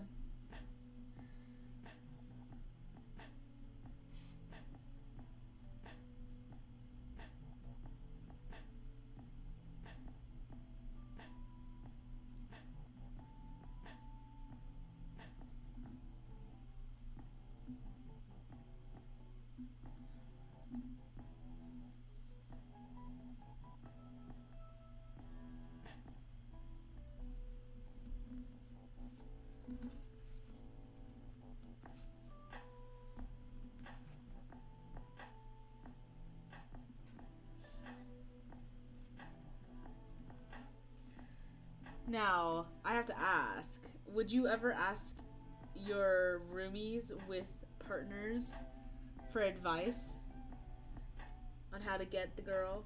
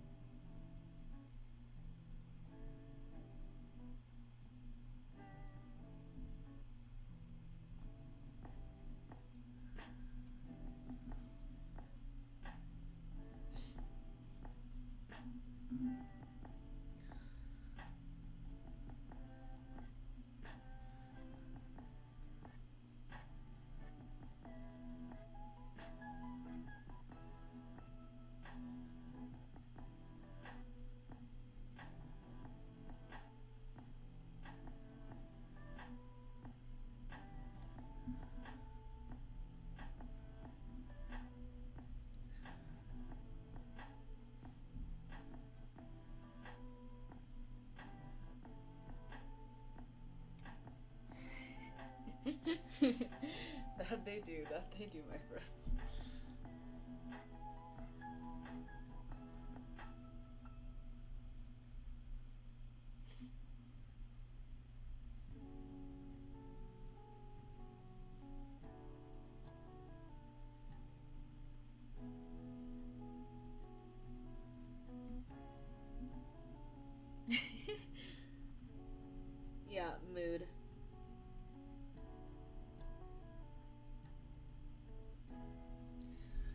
admit, I'm an egotistical person. I'm like, I should know everything I need to know, you know? Like, I learned. Like, I know, I've read romance novels. I know what works. I think that's what hurt me actually a lot with my only ever relationship, was the fact that I thought I was so smart and I was so good and cocky and just, you know, going to end up in a really amazing, wonderful long-term relationship. Didn't have to be forever, but like long-term relationship. That when it came out to be only 5 days, it actually absolutely crushed me. Like, my ego had never taken a greater hit. I was like, oh, all those people that used to make fun of for having such short-term relationships and being like, oh, that's why I don't date, because I don't want to have a short-term relationship like that. Then ended up mine being like the shortest term relationship you could ever even imagine. And I was like, oh, well, this has shattered all of my self-confidence and my idea of myself.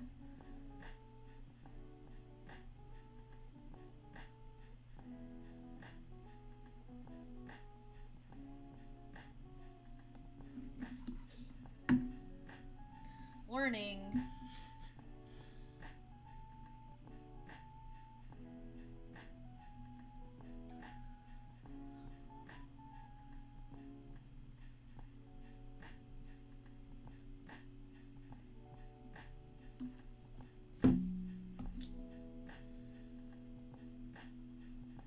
If you ever have wondered what girls' night is talking about with Val and Christine and Vita or whatever, it'll be talking about our insecurities. Which, that is one included.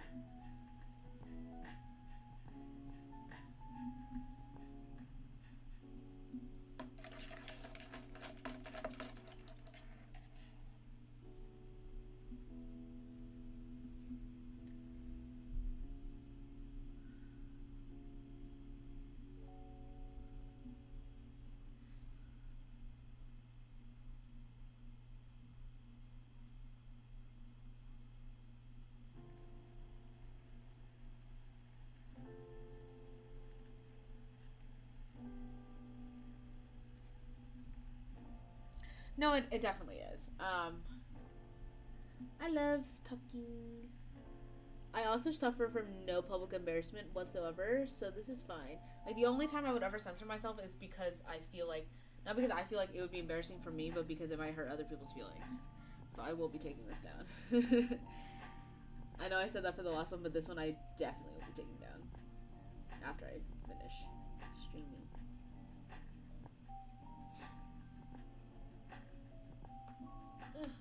Anyways, let's move on to happier topics. Let's talk about your plans for this weekend. What are you doing this weekend? I'm sure you have something cooked up.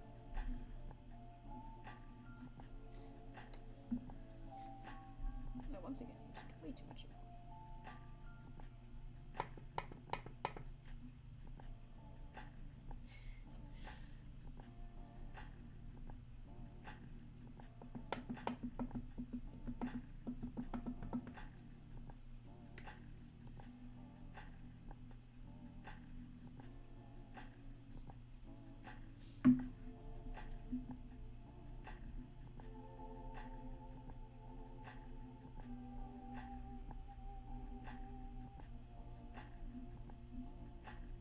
Ooh!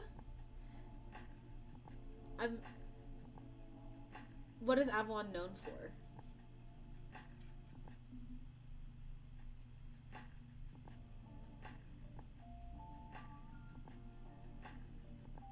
Well, no, it's just Jeffrey. We all know who you're actually there for, and it's just Jeffrey, because that man can dance. I'm sure of it. Thank you, I appreciate it. But I think it's a boys' night, so I will skip this one. Thank you, though.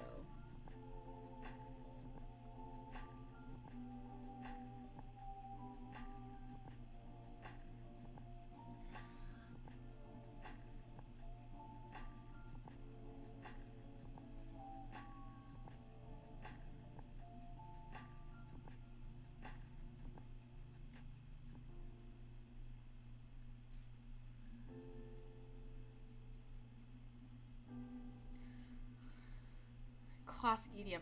I'm honestly not the biggest fan of EDM. I am actually going to the like a club myself on Thursday night.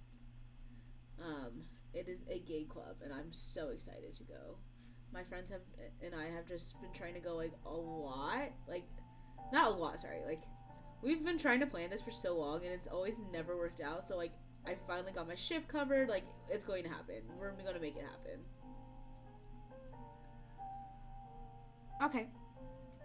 Have fun in your work call. Thank you for talking to me. I do really appreciate the company.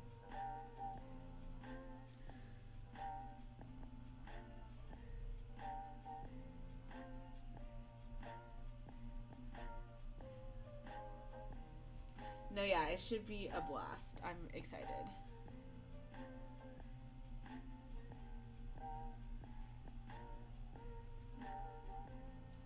I'm almost done with this painting anyways, so that's nice. But yes, have fun in your work call. Do amazing things.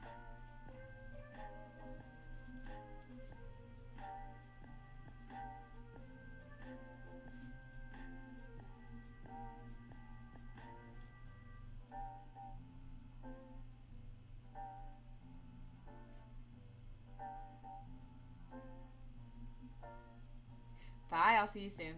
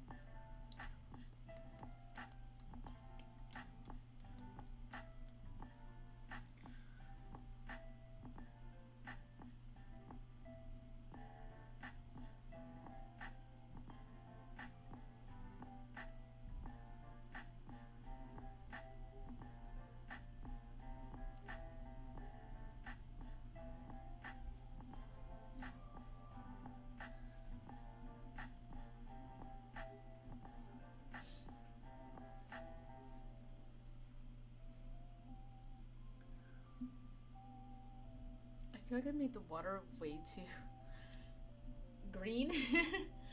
Okay, let's see how I can fix this. It is not that green. It is definitely more blue.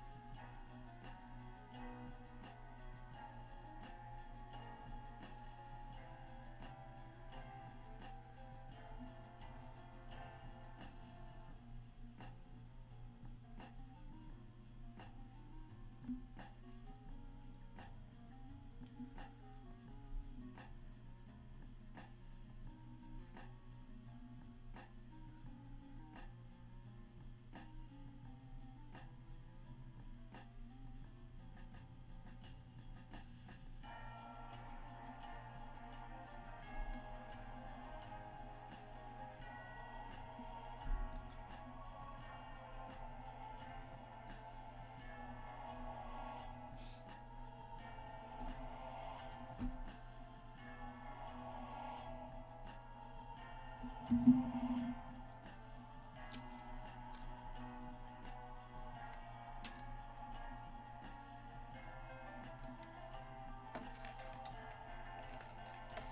hey. Sorry, I don't know. When did you send that?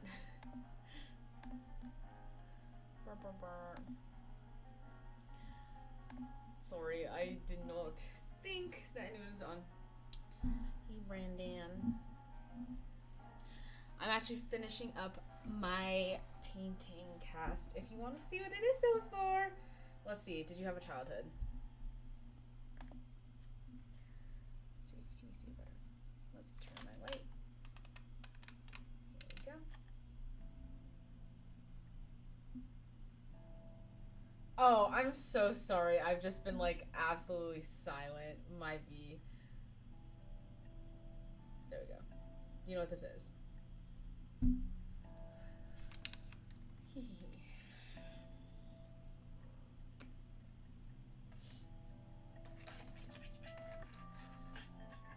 It is from what I consider an underrated classic. That's actually the theme of August. Yeah, I'm on August. Is underrated classics. Ah! Okay. I'm trying not to hold that against you. Let's see.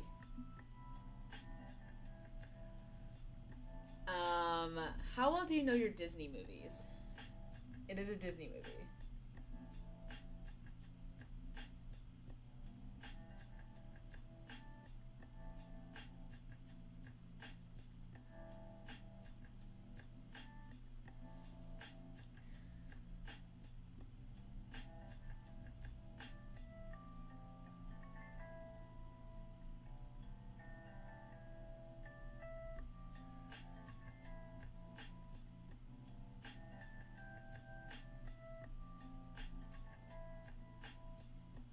Okay. Well, this is called Meet the Robinsons. It is one of my favorite Disney movies ever. It's super good. I think the other day, like, I was saying something to Carlina about how, like, oh my god, like, I love Meet the Robinsons, one of my favorite movies, and they were like, and I was like, yeah, but I feel like it's underrated, though. Like, not a lot of people have watched it. And then Kay was like, what? What do you mean no one's watched it? So then we did a poll, and it turned out that a lot of people did watch it, which I'm very happy because it is one of the movies that definitely defined my childhood. But again, you could say that about every Disney movie. Every Disney movie defined my childhood. But this one especially because I would remember my dad singing the main song in it, which is Little Wonders by... My friend told me it. It's like something by Rob something. I could probably find it, but yeah, so my dad would always sing it to us because it was basically just like we have to enjoy life as we have it and make the most of what we have, and it's just such an uplifting song, and my dad would sing it to us. Oh, okay, so yeah, and I associate so many positive memories, not to mention it's a scary movie. Like, it is genuinely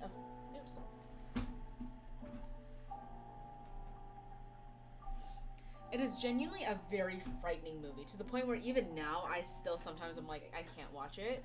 Like, everything, when like everybody at the end gets possessed by the hats, I'm like, I cry. Like, it's so scary to me. I know that if I was in that situation, I would just die. I would just accept my fate and die. Yes.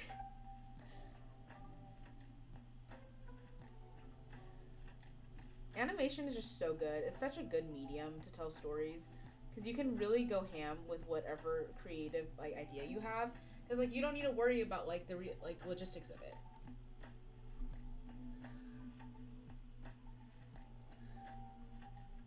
I don't have to worry that my actor is going to be, you know, in peril if they start flying around. Like, no one cares about realism. You can tell any story you want to.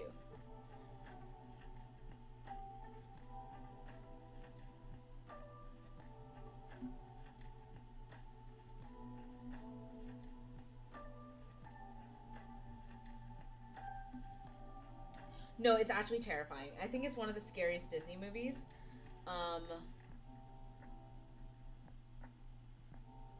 because they really do like when they show the apocalypse, they show an apocalypse, and it is very, very scary. I don't. You probably have not seen the movie 9. It is also a really good animated movie. It is not by Disney. I am not sure exactly what animation company it's from, but it's a similar style at the end where it's just like, oh, like robots have taken over the world, blah blah blah blah blah. Like they think that they're better than humanity, so let's animate that and make it really terrifying for younger viewers. Because animation, even though it's considered like a kids medium, is definitely not just a kids medium.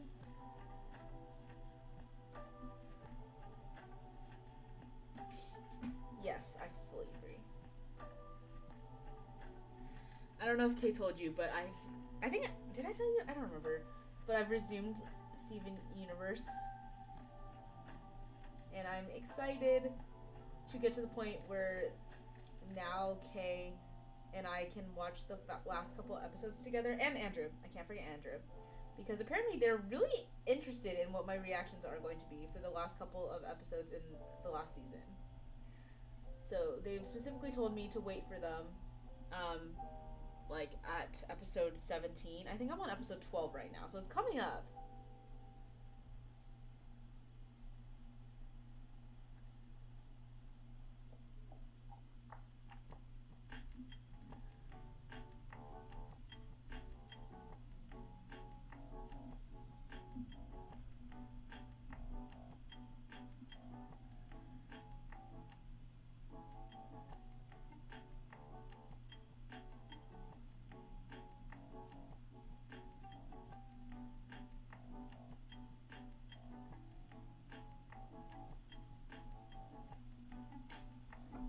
Done. Yay! Nightclubs. Ooh.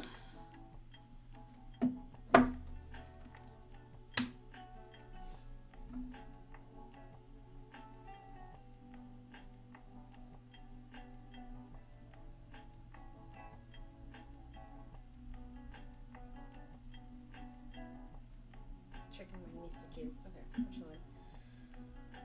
Yes, I will be watching that probably. And there's also like another season technically, right? Like, sorry, yeah, you were saying Steven Universe future after the movie.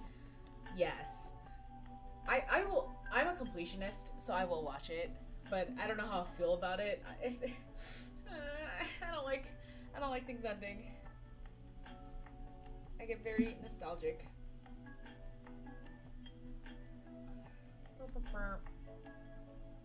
Thank you.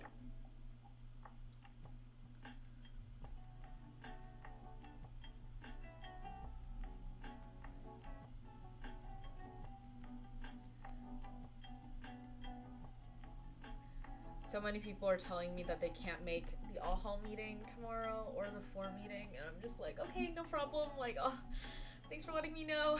I'll make sure you get the information. Whoever decided to schedule all hall meeting at the same time as Rush, at the same time as Enormous Activities Fair, at the same time as like the job fair, I just need to talk to that person and ask why they decided to have people choose between a mandatory housing meeting and their future. Like, who made the right decision for them to do that? Like, it's ridiculous. Whatever.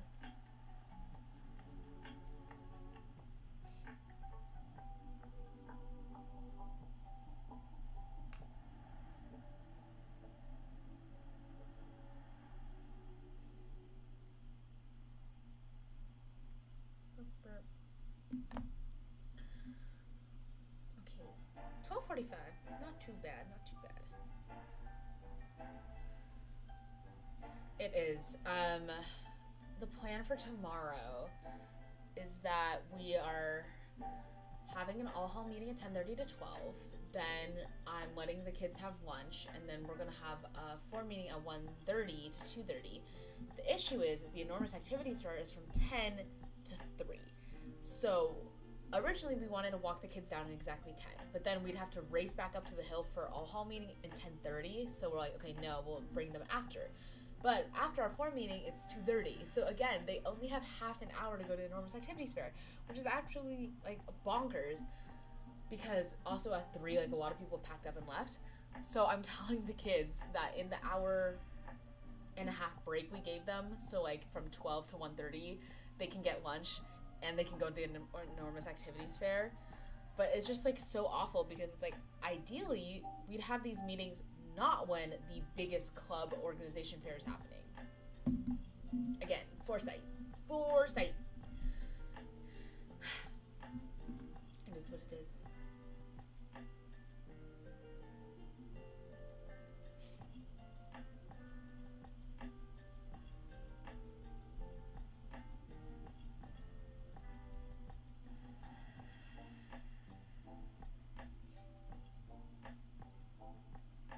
Now I'm currently uploading my video to YouTube, or sorry, to Instagram. Exactly, which is not fun. And like, someone was like, I'm gonna skip the meetings to go to the enormous activities fair. And I was like, you can't do that. But also understandable, like, are you really gonna care so much about housing policy when you can be like out joining organizations? And you know how eager people are to join new clubs and things. So I can't blame them.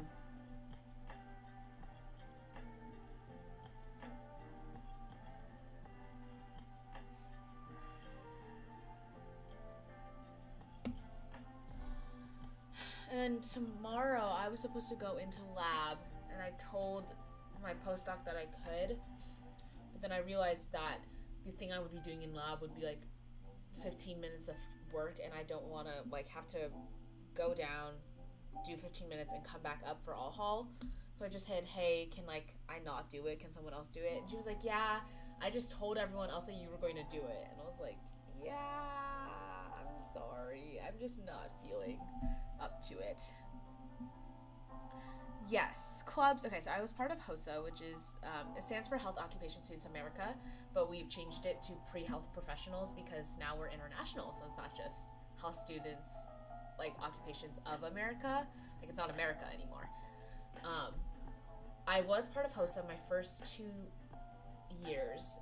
Then I was treasurer my sophomore year. Then I became part of the Executive Advisory Council, which is basically just like past board members, in my 3rd year, and then including into my 4th year. So I'm not really part of the organization anymore. I'll still probably like enter the competitions and go to a couple of general meetings, but in general I've just been so busy that I'm like, okay, it's not really worth my time. The main organizations I'm part of, I guess, would be like Care Extenders, which is my volunteering at Ronald Reagan. That's not, I mean, like I'm not part of the board, so I wouldn't go to the enormous activities fair for it, and I wouldn't fly or anything, but technically that's an organization I'm part of. Yes, Young Storytellers. Yeah, honestly, like my extracurriculars nowadays mainly focus on like research, volunteering, and like RA stuff, I guess. So I'm not part of any like clubs or sororities or fraternities anymore. Which is very interesting, because when I was in high school, I was like president of like every club. Like I was in every single club. I remember being in the yearbook like 1,000,001 times. But nowadays, I'm like way more independent, I guess, in the things I do. But I'm okay with that, because like I kind of exhausted of meeting new people. So, yeah.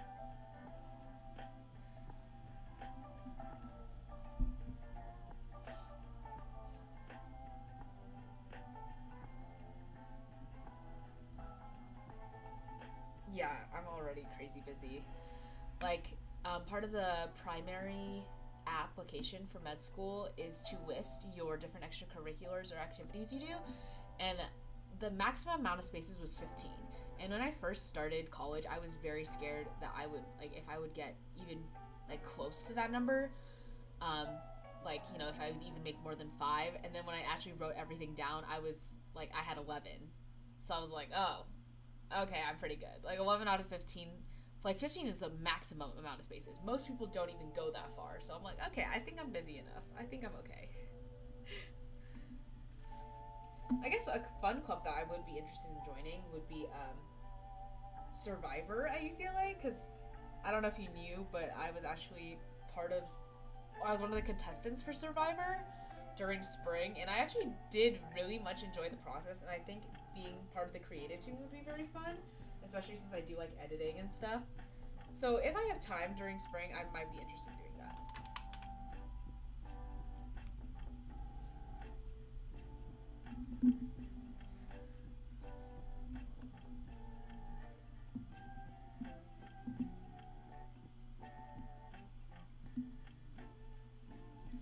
Modeling.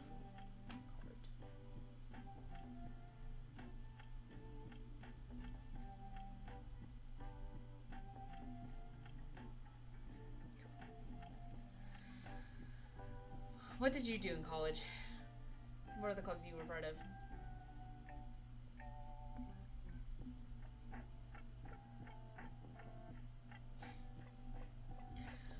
Kind of. It's like you do the show, but it's all UCLA based. So like all the contestants are from UCLA. We did beauty versus brains versus bronze. I was on the brains, and like there were like fun challenges. The first one was like a race around campus, which was very physically exhausting. I did not realize how out of shape I was until then. There were like puzzles.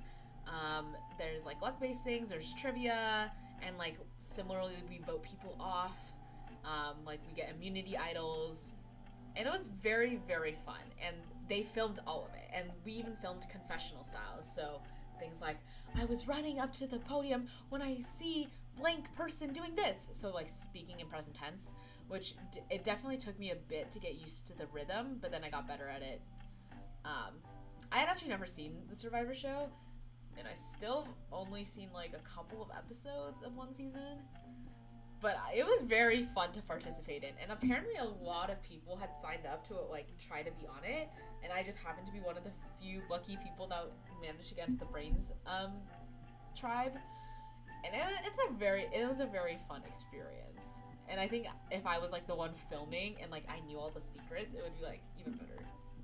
So I'd be down to do that, like maybe in the spring.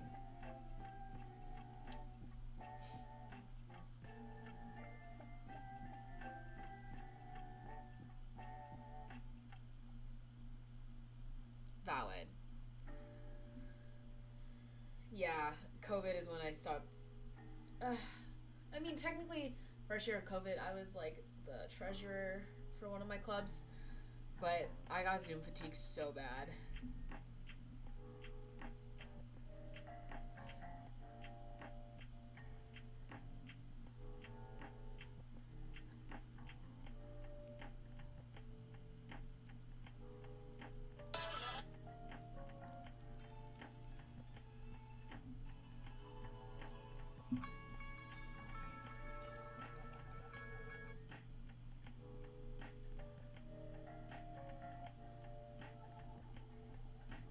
Yeah, I will definitely be letting you guys know when everything in the season has been edited, and then so that you guys can watch it, because I think it's very fun.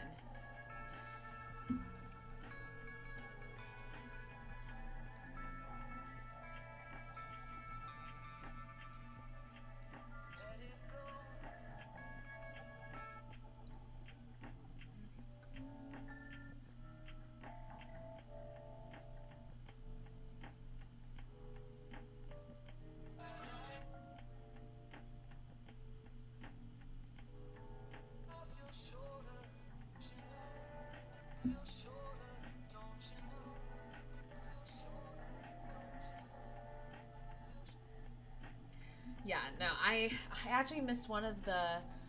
We had like a wrap party afterward where everyone came back, like after you voted off or whatever. I actually didn't. I wasn't able to make it, which is really sad because I went to Hadestown instead, so it's not like a bad thing. But apparently, like they did like most they kind of did like senior superlatives or whatever. But someone told me later that I was like kindest person or something like that, or it was just like people like just liked me in the cast, and I was like, oh, that's cute, thanks. I was like, I didn't know I made such an impact on people. That's fun. And even now, sometimes I'll see people, like, for example, Austin McBride. He was part of the Beauty Tribe, and he's an RA. I really gave his government name. So I'll see him, and it'll be like, Survivor King, Survivor Queen, you know, like, it'll be fun. Very interesting experience. I think that was probably one of the most, like, applying for that was the most spontaneous thing I've done in a while, where I was just like, yeah, F it, why not? Like, I'll just do it. I don't think I'll get picked. Maybe. I know.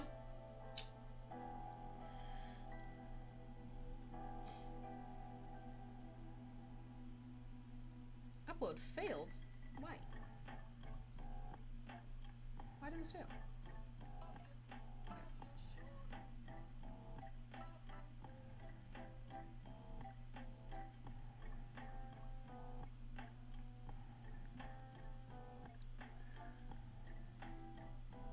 Both of these things failed. Hello?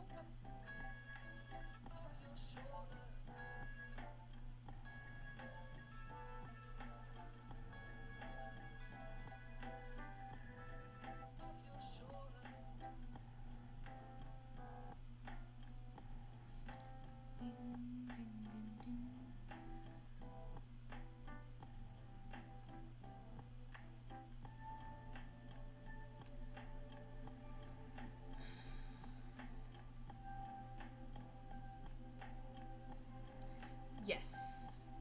I actually have 3. So 1 second. Let me take this message.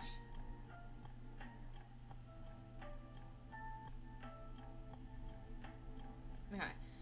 I actually have 3 cameras, but things don't work here at UCLA. That is what I've learned. Let's see where's it. First, I have my phone camera. This is what I do to record the time lapses that I put on Instagram. Then I have my iPad camera. I quite literally only use my tablet to film. And this is if, like, sometimes I have a 2-camera setup where I have my facial camera, which is my laptop camera. That's why the quality is really bad. And I can hook it up with OBS, like, which is online broadcasting studio or something like that, to my iPad, and I can film my painting itself. So while I'm painting. So you get the time-lapse version on Instagram, you get the live version of my painting, like my painting process, on my tablet, and then you get my face talking to you on my on my laptop. However, the way that OBS connects my laptop, like the software on my laptop, to my tablet is with the school Wi-Fi, and the school Wi-Fi has never worked. And I was like, okay, maybe it's my tablet issue, or maybe it's a program issue. But then I went home and I tried the 2-camera setup, so that's with like my laptop, technically 3, but my laptop and the tablet, and it totally worked. So I think it's just the school Wi-Fi that's like so many people are on it that it doesn't let me connect my tablet to my laptop. So when I stream, I just talk to the camera, and then recently I put up the chat because there is a delay, so this helps you get a better grasp of what I'm reacting to. Yeah, so it's a whole thing. And I have my mic. You can hear it. You can hear it when I move. And I have my lamp. This is my painting lamp because the bulb is really bright. Yeah, we're professional here. Kidding.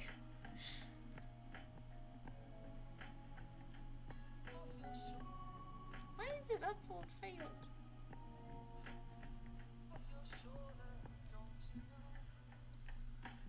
Don't you know?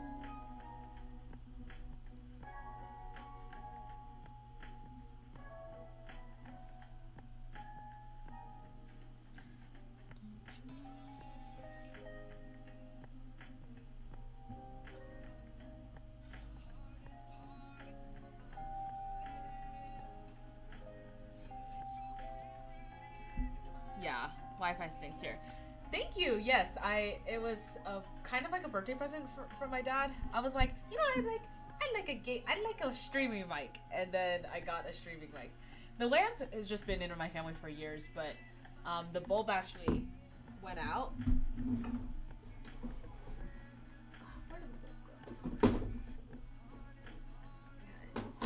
This was the old bulb. So then my dad had to buy a new one for me, and he brought it over when I saw him on Thursday.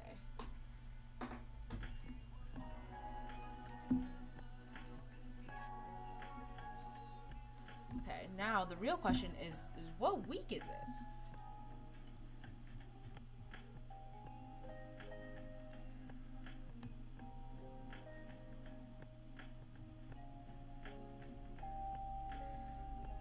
Okay, so it's August. We have 5, 9, 13, 17, 22, 26, 31, 35. Week 35. I don't know, honestly. I've never... I mean, I don't see this bulb often. But I don't remember. I didn't ask my dad. I was just like, okay. I was like, thanks, Dad. Thanks for the bulb.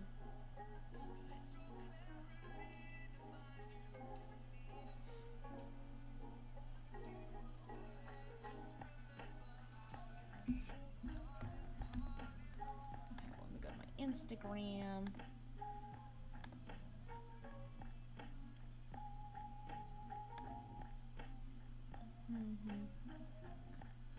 Thank you.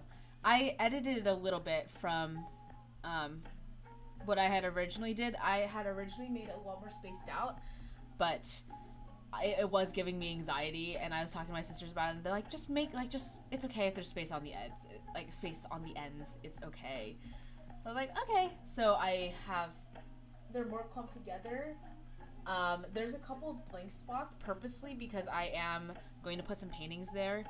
I just need to find my command strips.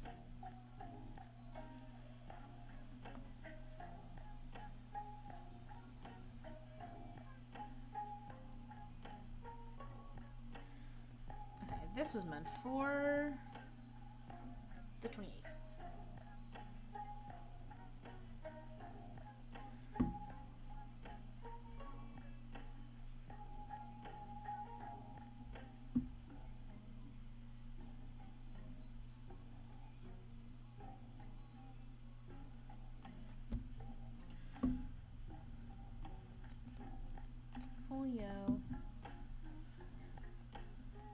Yeah, currently my room it's not unlivable.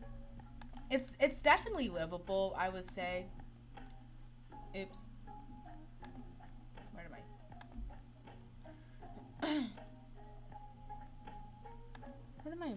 where'd it go? Huh? Hello?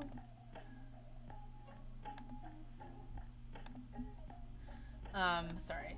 I would say that my room is livable. However, it is not decorated. There's still like 3 boxes full of decorations and just random junk that I have not unpacked. And yes, I have been procrastinating unpacking, so that is on me.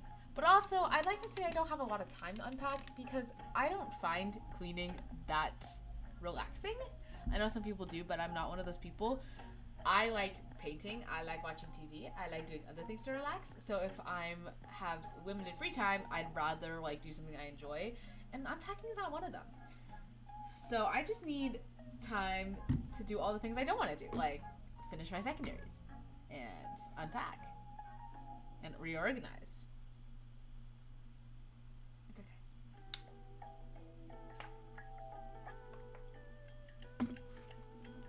If you want to see my other wall,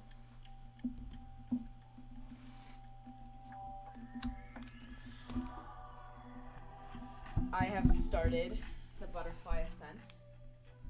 Let's see. Oh my gosh, that's so trippy. But basically, it's supposed to look like butterflies are flying from the ceiling, or flying from the ground. There we go. To the ceiling. I haven't done the other side. I don't know if I like it. I might change it all.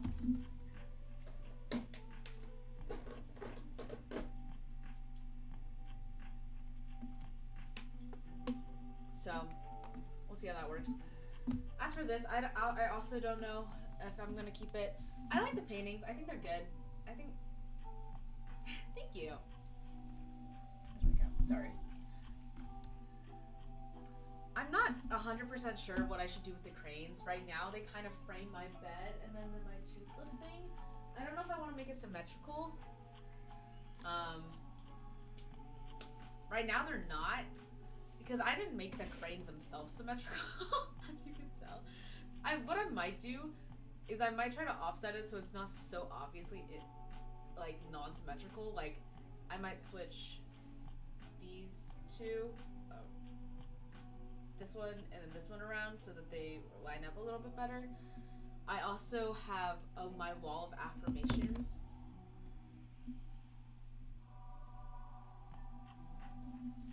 So yeah, you can see around my mirror, these are all the affirmations that you helped roll up. Thank you for that.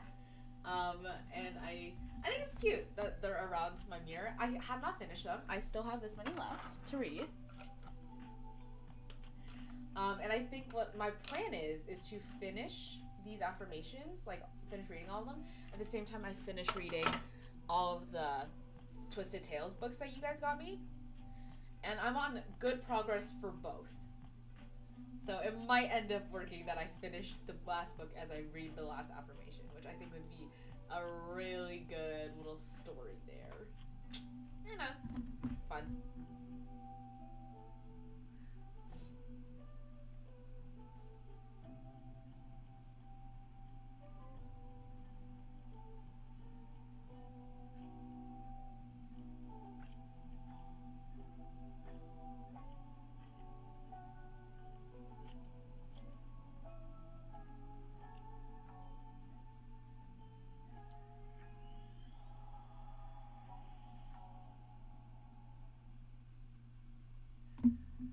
I think it is, yeah.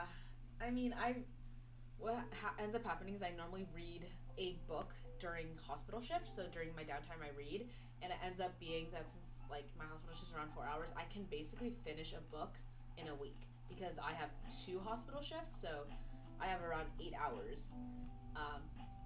Normally less than that because of course I am still doing stuff in my hospital shifts, but maximum time is 8 hours during the week to finish a whole book. So it ended up being where I was like finishing a book a week, and every single week I'd have a new book and people would like the nurses would comment on it. It's like, oh, a new book? I'm like, yeah, a new book, a new fairy tale. So I think I have like 4 or 5 more books, so that's like 4 or 5 more weeks. Yeah. We'll see if I end up doing that. I did also promise CJ that I would read their favorite book in the meantime, and I think I am. I'm kind of, as much as I do love these fairy tale retellings, I'm itching for something a little more intense, a little more like a longer story, just because the fairy tale books are one arc. It's only, the story is contained within one book, so there's only so much they can do. They do try to wrap it up, versus like the beauty of multi-book series is that you can develop a longer story. Yeah, I mean, I used to finish 2 books in a day. My favorite thing would be going to the library, public library, at like 10 a.m., right when it opened, sitting there until 1, going home, eating lunch, and then reading until 8. And then I would finish like half the books already that I had like borrowed from the library. It was insane.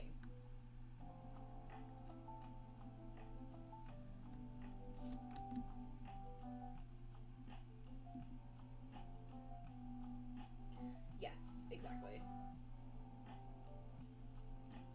Okay, also I'm gonna end stream, but we can talk off stream. Bye guys. Bye Brendan.